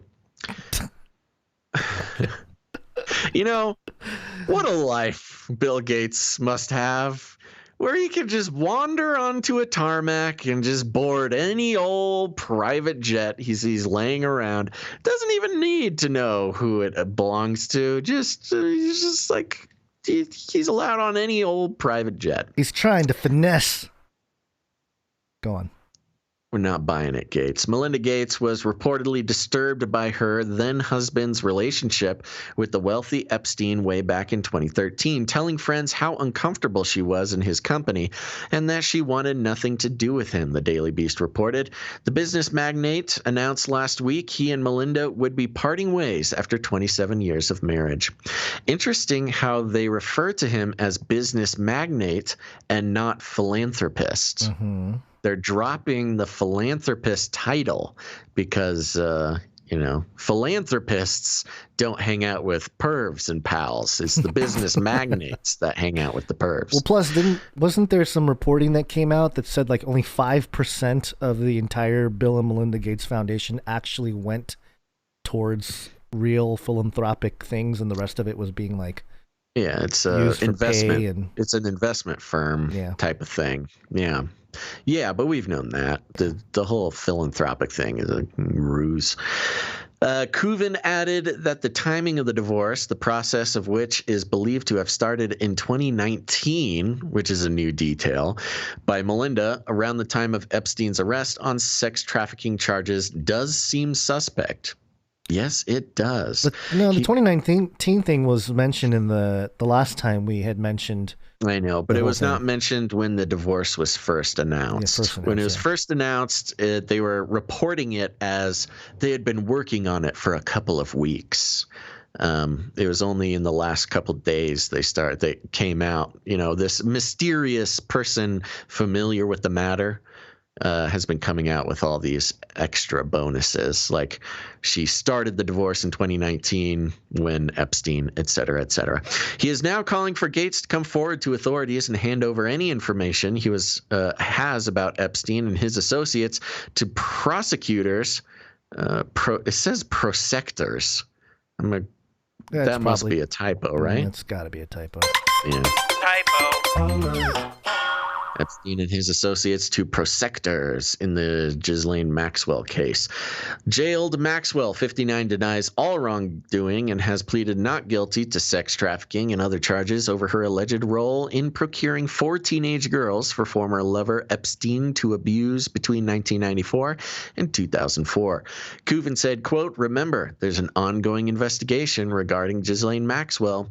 So if Mr. Gates has information that could assist in that investigation, I would say he should step forward. Just like I have said with respect to Prince Andrew, Mr. Gates should come forward and volunteer any information he thinks that could help in that investigation. And I think that more people need to be looked into, not just Bill Gates, not just Ghislaine Maxwell, but I've always said that this was a much larger network of people that need to be held accountable for their connections to Jeffrey Epstein." Oh, sounds like somebody knows what's going on here. We know historically that numerous other people took meetings with Epstein after his conviction. We're just slowly peeling away the layers of this onion of the numerous individuals, high-profile individuals that continued with their social and business relationships with that scene after his convictions. There are academic institutions and business individuals that were continuing associations with Epstein after his conviction in admissions about what he'd done to young girls. The Sun reached out to representatives for Gates. Previously, Gates said, quote, "I met him. I didn't have any business relationship or friendship with him. I didn't go to New Mexico or Florida or Palm Beach or any of that. There were people around him who were saying, hey, if you want to raise money for global health and get more philanthropy, he knows a lot of rich people." I like the idea that Bill Gates needs help finding other rich people to accomplish any of his global health goals. Quote, "Every meeting where I was with him were meetings with men. I was never at any parties or anything like that. He never donated any money to anything that I know about." Which, this whole rant of his sounds like a real scramble, a real guilty scramble, in my personal opinion. Because like, okay, I was never at any parties or anything like that. Every meeting, there was just men there. No girls, there's just men. Okay. He never donated any money to anything that I know about. He never donated to anything that you even know about. Are you there? Yeah. Thou dost protest too much, Bill Gates. Yeah. I don't know. I think there's. Do you think? Are you looking at TikTok again? No, I'm not looking at TikTok. Okay. I did get lost in a more Gen Z phrases. No, get out of there, man. Pull back. But it's meant to hypnotize you. It totally has. I'm dead. So anyways, to wrap this up, first of all, Kuvin basically coming out and saying, we're unpeeling the onion of this. There's layers and layers of academic institutions. He says specifically business individuals, which of course, I mean, that's a given, but academic institutions, which is pretty specific. It's like trying to sound general while actually being incredibly specific. Something that I hadn't considered before is we had 4 years of Trump and QAnon and take down the pedo ring and all this. What if there's actually a takedown, throwing under the bus of part of the network here, and part of the Great Reset is this throwing, basically throwing under the bus some of these elite and a changing of the guard when it comes to the elite. And it happens under the watch of Biden, and Biden gets all kinds of credit for taking down the pedo ring. I mean, that would be the setup of setups in terms of like taking credit for something that he probably has nothing to do with. I hadn't thought of it before, but or who knows? Maybe the conspiracy is so deep that Biden is actually the good guy, and we are being manipulated. Oh, it's turtles all the way down, man. Yeah. Well, if that was the case, then he needs to do better. Or, I mean, it's probably more likely that, him being as clueless as he is serves a purpose just as good as if he actually knew what he was doing, or better, rather. But anywho, the target being put on Gates to share information, it's a little bit of a catch-22, because if he does share information, that's an admission of knowing things that he should have reported, or knowing things, knowing things that he claimed to have not known about. But if he doesn't share information, now he's protecting a pedophile, because we know that he hung out with them. Right. This is a really sticky wicket for Bill Gates. Bill Gates is 65 years old. And cool. No, I'm just thinking about. I'm thinking about, in terms of age, because we hadn't considered like what's going to happen to Bill Gates if he'll disappear, pass away, or something like that. But he seems like the type that would be interested in some kind of life extension technologies, and give me a jab with bio whatever and keep me alive. If anybody would do it, it would seem like Bill Gates would be into that kind of thing. But well, especially if he was buddies with Epstein. That's what I'm saying. Is that weird, Epstein's pervy, transhuman and things. because the transhuman side of the conversation isn't always upfront with the whole Epstein deal, Bill Gates' dealing with Epstein may have been very much along those lines, because in the context of the lawyer saying like, "Hey, what do you know? You should come forward." It's all in regard to the pedo thing, right? So he can be like, "I don't know nothing," and just play dumb basically. When in reality, his dealings had to do with more of the transhuman, "Hey, let's live forever" type thing. And if you go into some different conspiracy theories about Epstein, Bill Gates is a perv. Oh, we know this, but allegedly, we I wouldn't be surprised. But beside the point, there is that if you go into some different rabbit trails of conspiracy theory, then Epstein's not dead. He's sucking on Mai Tais somewhere in Israel or something. But maybe he got out of Israel now because it's getting pretty heated down there. Okay.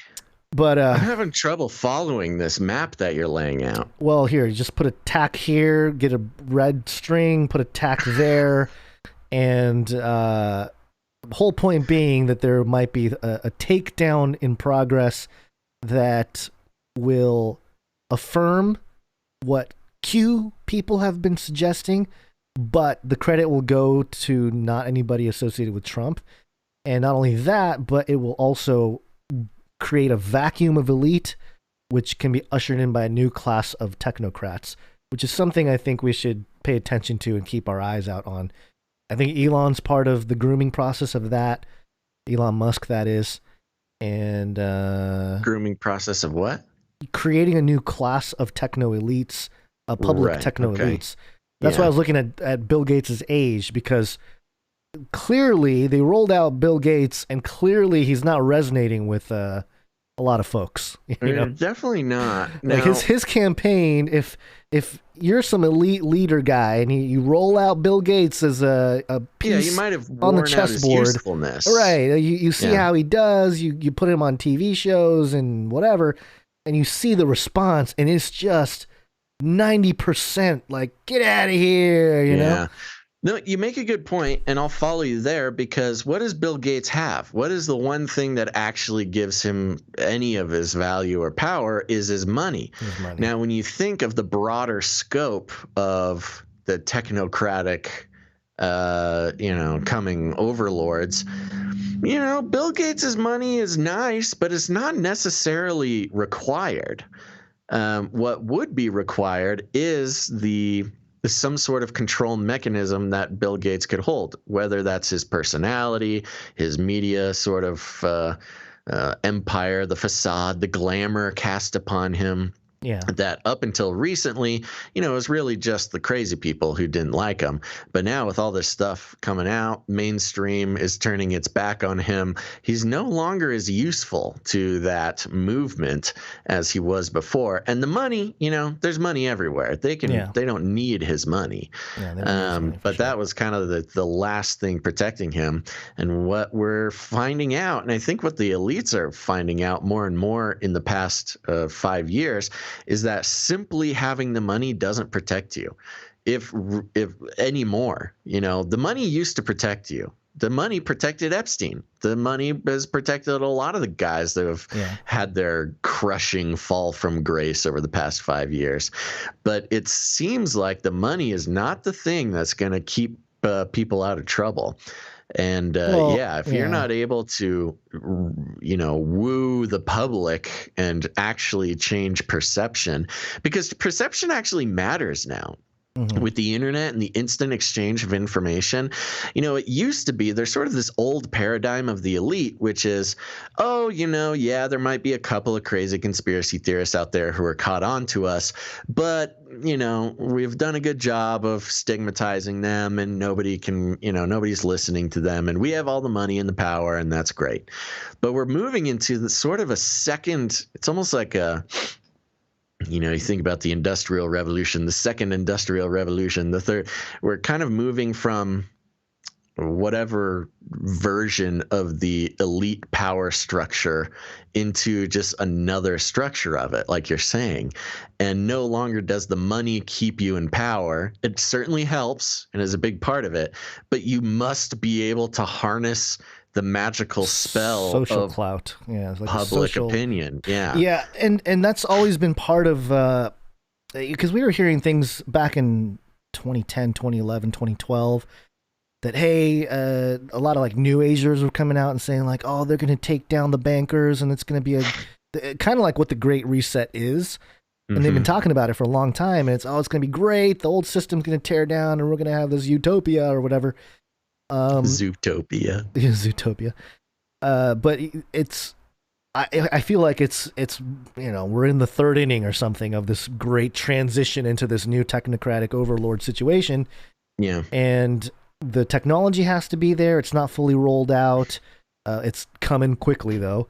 And some of these older guys, these older generational elite class of tech world people, like you said, not really useful as much anymore, especially if you don't have the social clout to influence. And I would say the same rules are being applied to celebrity as well. Oh, 100%. You know, with the destruction of the sort of ubiquity of Hollywood. Yeah. A lot of those celebrities are sort of losing their usefulness. And I would like to take a moment to mention, I mentioned, I don't know, maybe last month about Russell Brand and his whole thing going on. Mm-hmm. And I've continued to keep an eye on what he's putting out. He does a lot of long form social media stuff. Now, let me start with saying, yes, Russell Brand, notorious New Ager, has 33 tattooed on his wrist. You know, there's a lot of layers to this, and I am aware. I'm not praising him as some sort of new icon we need to look at. But if you look at the work he's putting out, it is pretty interesting. I don't think he's part of the structure anymore. Well, definitely the old structure. Yeah, right. Because he is doing full-on breakdowns of the Great Reset, breakdowns that I think we would almost entirely agree with. He's doing full-on breakdowns of Bill Gates, full-on breakdowns of the vaccine in sort of I'd say definitely in a vaccine hesitant way. He's doing breakdowns of the medical tyranny. He's doing breakdowns of all this stuff. Now, there's a couple of possibilities. He's still in the cool kid club and is some controlled opposition. However, there's not a whole lot of twists and turns in there that we wouldn't agree with outside of his spiritual proclivities, the obvious New Age disagreement that we would have. But he's going hard in the paint. Yeah, and I've noticed that's very similar to what the QAnon phenomenon created, which was this New Age group that latched onto what a lot of exposers of the New World Order had been doing, especially in a lot of believers that have come before us to do so over the decades, really. And the biggest difference, though, and I guess the only problem I would have with that is maybe not the information that Russell Brand is particularly exposing, but it's sort of the ultimate end of like, okay, so what? And if you don't have Jesus Christ as a so what, then it's kind of a okay, but what's the point? Then great, we get to what are we do? Are we ascending to the throne? Are we the next evolution of man that we get to whatever? So that's where I would depart and I will from. Point, of course, and yes, but it is just now occurring to me now that I'm sort of able to talk about it out loud. Is he's not saying anything that we haven't already said. Right. He's giving no new information. Yeah. He is simply regurgitating what we've been and people like us have been talking about for years. I mean, a decade, just about for us. Well, that's the thing. There's enough info out there now that he can become a what's the word I'm looking for? A facilitator or just sort of aggregator. Aggregator. That's the word I'm looking for. Of the information that's out there. Aggregating and boosting a signal that's already out there. Yeah, you literally, and it did make me skeptical, by the way. I just want to be clear. I'm watching his stuff skeptically because it literally is word for word agreeable. Mm-hmm. It's, when he touches any of these topics, he might as well just be watching our show and then saying it all in a British accent. Right. With the exception of when he goes into his new agey stuff, which is not as often as you'd think.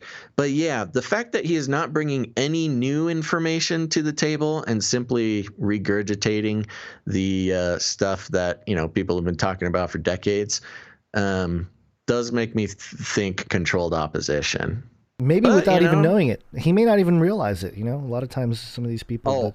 I would say not. I would say he doesn't. And that's something that is a little bit of a subtlety when it comes to controlled opposition, is usually controlled opposition doesn't know that they're controlled opposition. Yeah. They are, because then it wouldn't work. Yeah. You could see right through it, you know? And speaking of the continued sort of tear down of the old system, I'd mentioned the article about evolution having an issue with just integrity in the last episode, either the last one or the one before, but there's some follow-up to that. Science is truth. Aliens. And my thesis about the alien agenda. Ooh. This is dailymail.co.uk. Sheffield University tells staff Charles Darwin was racist and used natural selection theory to justify white male superiority in, quote, decolonizing curriculum lecturing handbook. Yeah. We've known about this for, I mean, if you're a believer, especially like someone who looked into creationism versus evolutionism, we've known this for a long time, but the fact that it's in a lecturing handbook at a university level in the UK, wow, that's pretty startling to me. Wait, is this a current lecturing handbook, or is this like something you wrote a long time ago? A university, well, let me just go through it real quick here. A university has been slammed by academics for putting Charles Darwin on a list of racist scientists as part of a guide to decolonize its biology curriculum. Sheffield University has created a handbook for students and lecturers in its science department to help, quote, tackle racial injustice by, quote, reflecting on the whiteness and Eurocentrism of our science. As part of the guide, the department created a list of 11 problematic scientific figures, including Darwin, whose views, quote, influenced the type of research they carried out and how they interpreted their data. An explanation next to the 19th century naturalist's name says that Darwin, quote, believed that his theory of natural selection justified the view that the white race was superior to others. But the guide provides no information about Darwin's strong support for the abolition of slavery, something he referred to in his Sacred Cause. And it goes into some more of the Darwin, the background there and whatnot. We don't have to go through it all here, but this is so topsy-turvy. Wait, so he got canceled kind of, yeah, for being racist. Yeah. Darwin's canceled, but then he's uncanceled because he said that slavery's bad? Yes. I don't know if he's uncanceled, but they should hold some other people to some similar standards, I think. Yeah. Well, the guy can't speak for himself. So that's true. Let me read a couple more here. The Professor James Moore, a biographer of Darwin, told The Telegraph, quote, almost everyone in Darwin's day was racist in 21st century terms. Not only scientists and naturalists, but even anti-slavery campaigners and abolitionists. Darwin's wokeness was most obvious in his maintaining the full common humanity and unity of the races in the face of rising anthropology that insisted the races were in fact separately originated in unrelated species, thus offering justification of atrocities that Darwin is now blamed for. Professor Nigel Bigar, an Oxford historian, added that the assumption Darwin's colonial mapping was about oppression was false, given that the British Empire was emancipating slaves at the time of Darwin's expedition. And goes into, it mentions Julian Huxley. Other scientists named in the handbook include Julian Huxley. Oh, fun. The other Huxley. Yeah. A supporter of the theory of natural selection, who the Sheffield states believed that the lower classes were genetically inferior and should be prevented from reproducing and even sterilized. The handbook, however, admits Huxley was a strong critic of Nazi race theory and published several anti-racist pieces. The point being here, which let me mention the names here: Ronald Fisher, Carl Linnaeus, James Watson, Thomas Huxley, Francis Galton, Carl Pearson, Alfred Russel Wallace, Henry Walter Bates, Julian Huxley, J.B.S. Haldane are the others who were mentioned on this list. But I think it's all, again, towards this move of shuffling the deck, so to speak, when it comes to the pillars of established scientific academia. Especially, touching back to that MIT article we mentioned earlier, the institution itself is authority. And if they're starting to say Charles Darwin was a racist, I mean, and we've already lost any kind of rational approach to true science, I wouldn't be surprised whatsoever if it trickles into the theory of evolution. And coming from the atheist perspective, because I've debated a lot of atheists in my life about things like evolution, and they're all like, the thing you often heard from them is like, it's settled science. There's no question that we evolved. The fossil record. The fossil record, which we talked about in the last episode, is a problem. But it's this idea of settled science, and it's not backed necessarily by settled evidence, And so if the wokeness gets in there and is able to shift around everything else that it has in the culture, I think this is the beginning. We're starting to see the cracks in the entire theory of evolution. Especially if think about this generation. Oh, because Darwin was praised when I was in high school, in science classes. Like, oh, Darwin figured it out. He was a great guy. Yeah. But now, if they're like, oh, Darwin was a racist. Ooh, we can't talk about Darwin. What's that going to do to the entire academic apparatus, which a lot of it stands on the pillar of evolution. So yeah, well, it's so funny because in the cancel culture thing, or if you're woke, consequence culture is what they call it. Is if someone says a bad thing or gets canceled, then everything they've ever done or said is evil. Everything they've touched is also just horrific, horrible. Don't even look at it. So, following the logic, evolution, it should be totally canceled. It should. And what's going to slip right in to fill in this massive void in science? Aliens. Oh, yeah. That's my thesis anyway. We're made by aliens. Guns, I'm not saying it's aliens, but it's aliens. Okay. Well, and it's going to explain a whole lot, because it's going to explain things like this, the final story we have here. Nephilim update. Wow, it's been a while since we had a Nephilim update. I know, and it's not Nephilim update proper, but I think it's close enough here. Okay. So this is the Boston Globe. Headline: Trolling the Woods of Maine, where Scandinavian folklore comes alive. Oh, yeah. They do love their trolls. Yeah. And they have these giant sculptures. These trolls don't lurk beneath bridges, waiting to snatch anyone who passes overhead. And they aren't hiding in the darkest nooks of the internet to bait people into outrage. These trolls, including one that stands nearly 3 stories tall, aren't dastardly by any means. They come in peace, settling in mid-coast Maine to share an urgent message with those who discover them tucked away in the coastal Maine botanical gardens in Booth Bay. Please appreciate and take care of the planet before it's too late. Quote, "These are nature's protectors," said Gretchen Oster, president and chief executive of the Gardens, the largest botanical garden in New England. Later this month, visitors to the 323-acre property Oh. It's kind of like a mix between like really close to 322, the Skull and Bones number, but instead having the 33 in there with a 2 in between, 323 acre property, may discover a series of 5 giant, whimsical troll sculptures, each immersed in nature and made from reclaimed and recycled wood and other natural materials. The exhibit, called Guardians of the Seeds, is the work of Copenhagen-based artist Thomas Dambo and was put together by a team of people, including community volunteers, during the past 7 weeks.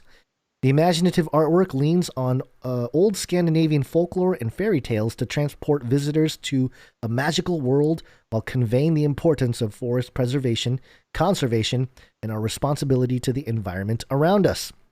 And you can see some photos here of these trolls. They're very intricate pieces here. Yeah. Quote, "I really want to stir 2 things," Oster said. "That people have a wonderful, connected, restorative experience and that they are inspired to take care of their planet. Their planet. And become stewards of the woods." The United States Dambo trolls have drawn crowds in Illinois, Florida, and Kentucky with much fanfare, but the arrival of the mythical creatures to the woods of Maine marks the first for New England.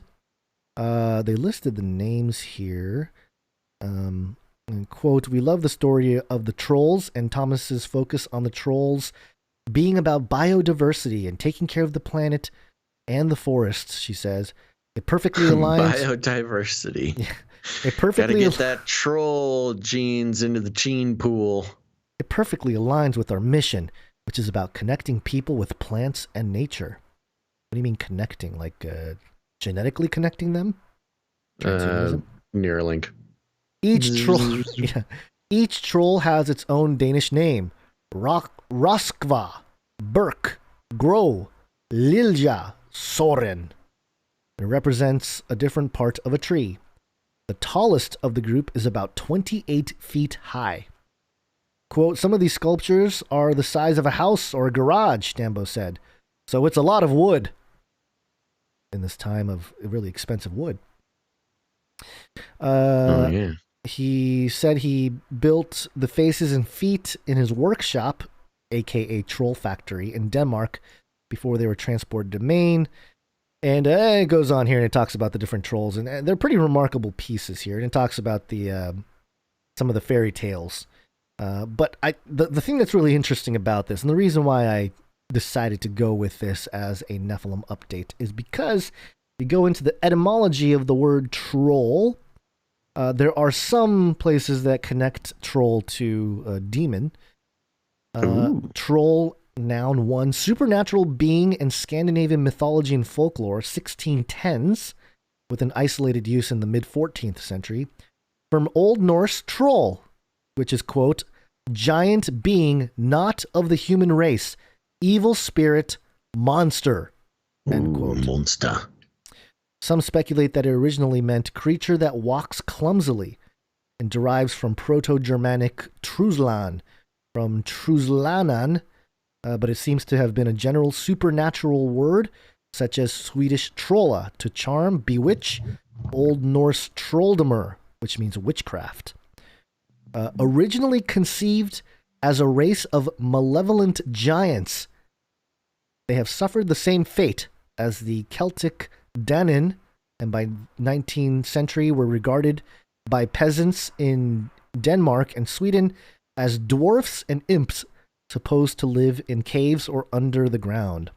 Oh, they got little. Yeah, I thought that was really interesting that these trolls were originally these giants. Yeah. And then through just mythology or transformation of mythology, they became little tiny creatures in the forest. I wonder if that's because they just saw less of them or something, but that's the origin of the troll. Giant being not of the human race, evil spirit, monster, sounds a lot like the Nephilim. Nephilim update, Nephilim update, Nephilim update. There you have it, folks. Don't say you never learned something from listening to the show.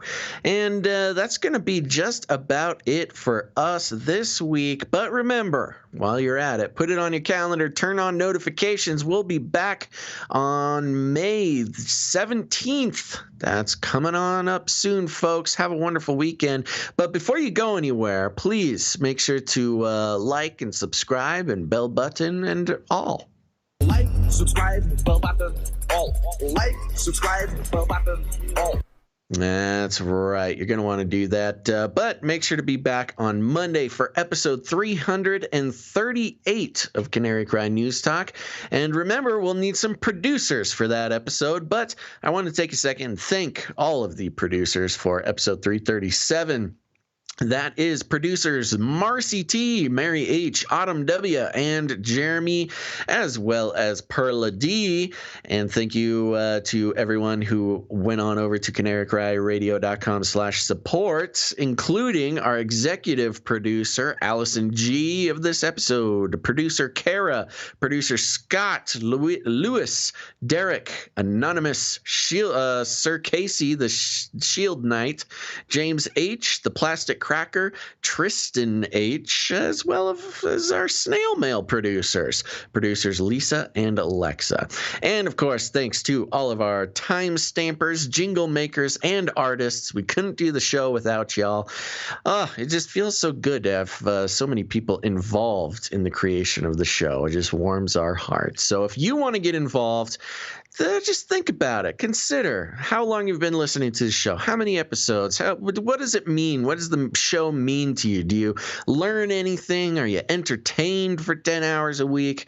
What does the show mean? And consider turning that into a producership. Trust me, it feels good. It feels good to support something that that you enjoy throughout the week and bring some value to your life. So become a producer. We'll be so excited to read your name on the show, as well as notes, things like that.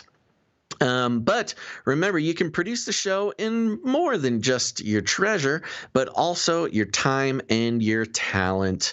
If you're a creator of any kind, whether you're a musician, if you're a jingle maker, a visual artist, why don't you create something for the show? We love it. We love seeing the artistry and the technical know-how of all of our artists and musicians. You can go ahead, create something for the show. Send it into canarycryradio@gmail.com if you like it easy, or canarycryradio@protonmail.com if you like to keep it a secret. Let's see here. Oh, and remember, leave ratings and reviews. You have 7 days, but don't take that long. It takes 2 minutes. Head on over to Apple Podcasts, search for Canary Cry News Talk, leave a rating and a review. Like I said, it really goes a long way to helping the show. And, maybe you don't necessarily have people in your life who you feel comfortable sharing the show with. But if you leave ratings and reviews, your review might be the thing that sent the algorithms over the edge into inviting random people from around the world to check out the show. And that's a pretty cool thing, isn't it? So go leave a rating and a review. We'll be reading those again next Friday. But don't wait. Do it now. Just because they take a few days to get into the system. So if you wait until Thursday, it might not make it on the show. Okay, let's see. What else?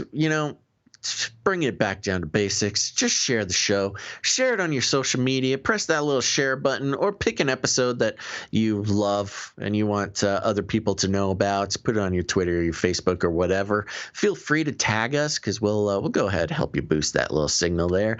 But if you're not on social media, which, again, you probably shouldn't be, you should head on over to canarycry.community. That's a very important thing. Get hooked up with the community. Show up to the meetups. Hit up the Zoom meetings, all that kind of stuff. You may not like Facebook, but I think you're going to like canarycry.community.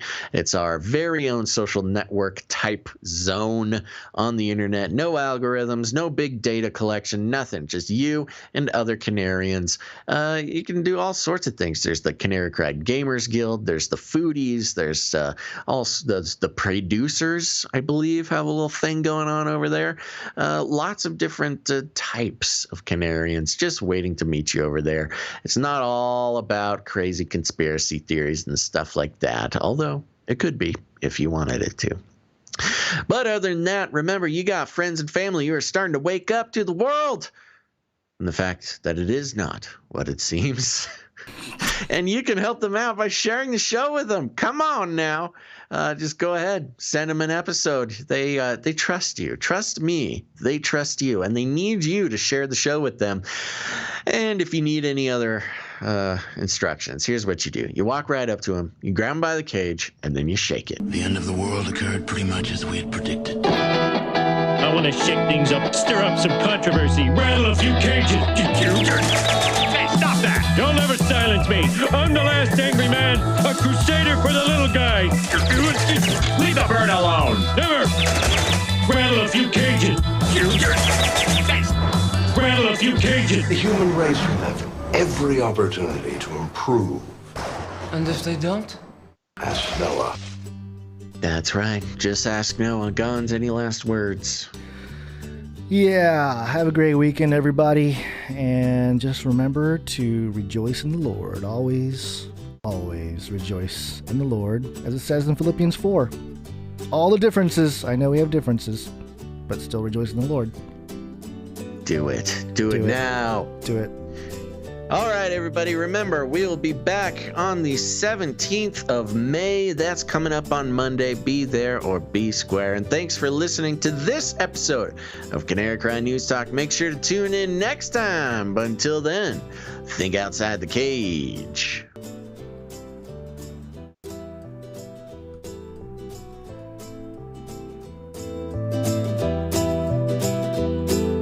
I'm getting a very good feeling about vaccination right this moment.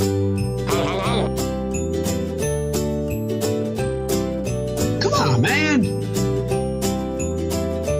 Are you going to believe what you see or what I tell you? Aliens. Aliens. Keep yapping, man. Aborted feces. I know how to change the way the public thinks of me. Step 1, amass a vast media empire. Remember, reality is an illusion. The universe is a hologram. Buy gold. Buy! I want to shake things up, shake things up. I want to shake things up, shake things up. Leave the bird alone. I want to stir up some controversy. Everybody loves waffles. I want to rattle a few cages. I want to rattle a few cages. I'm the last angry man. You'll never silence me. I'm the last angry man. I get I'm the last angry man. You'll never silence me. I'm the last angry man. A crusader for the little guy. Little guy. Little guy. Well, we'll see about that. Whatever, Illuminati.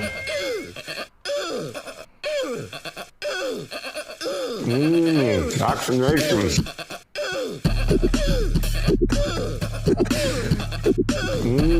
Vaccinations. Vaccinations. Vaccinations. Fun fact, I believe it was another fun fact. Keep yapping, man. Fun fact. Another fun fact. Brings me back to my Screamo days.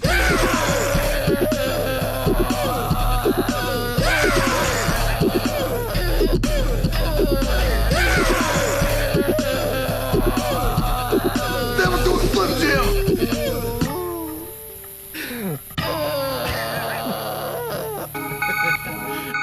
In the future, humans will be confined in a people's zoo. People, I'll keep you safe and warm in my people's zoo. Are you even woke? I'll keep you safe and warm now in my people's zoo. Science is truth. You, yeah, you in my people's zoo. I'll keep the cameras on.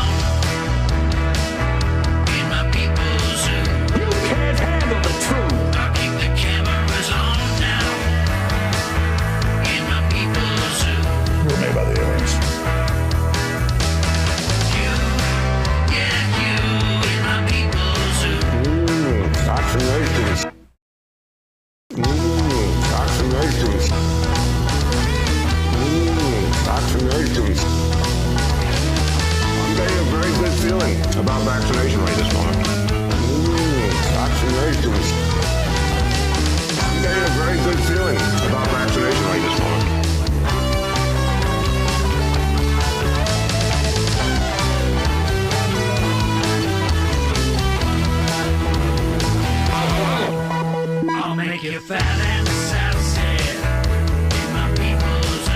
more than feces. I'll make it fat and sassy in my people's zoo. You, yeah, you, yeah, you, in my people's zoo. I'll keep you warm and safe in my people's zoo. Do not come back, you Nazi psychopaths.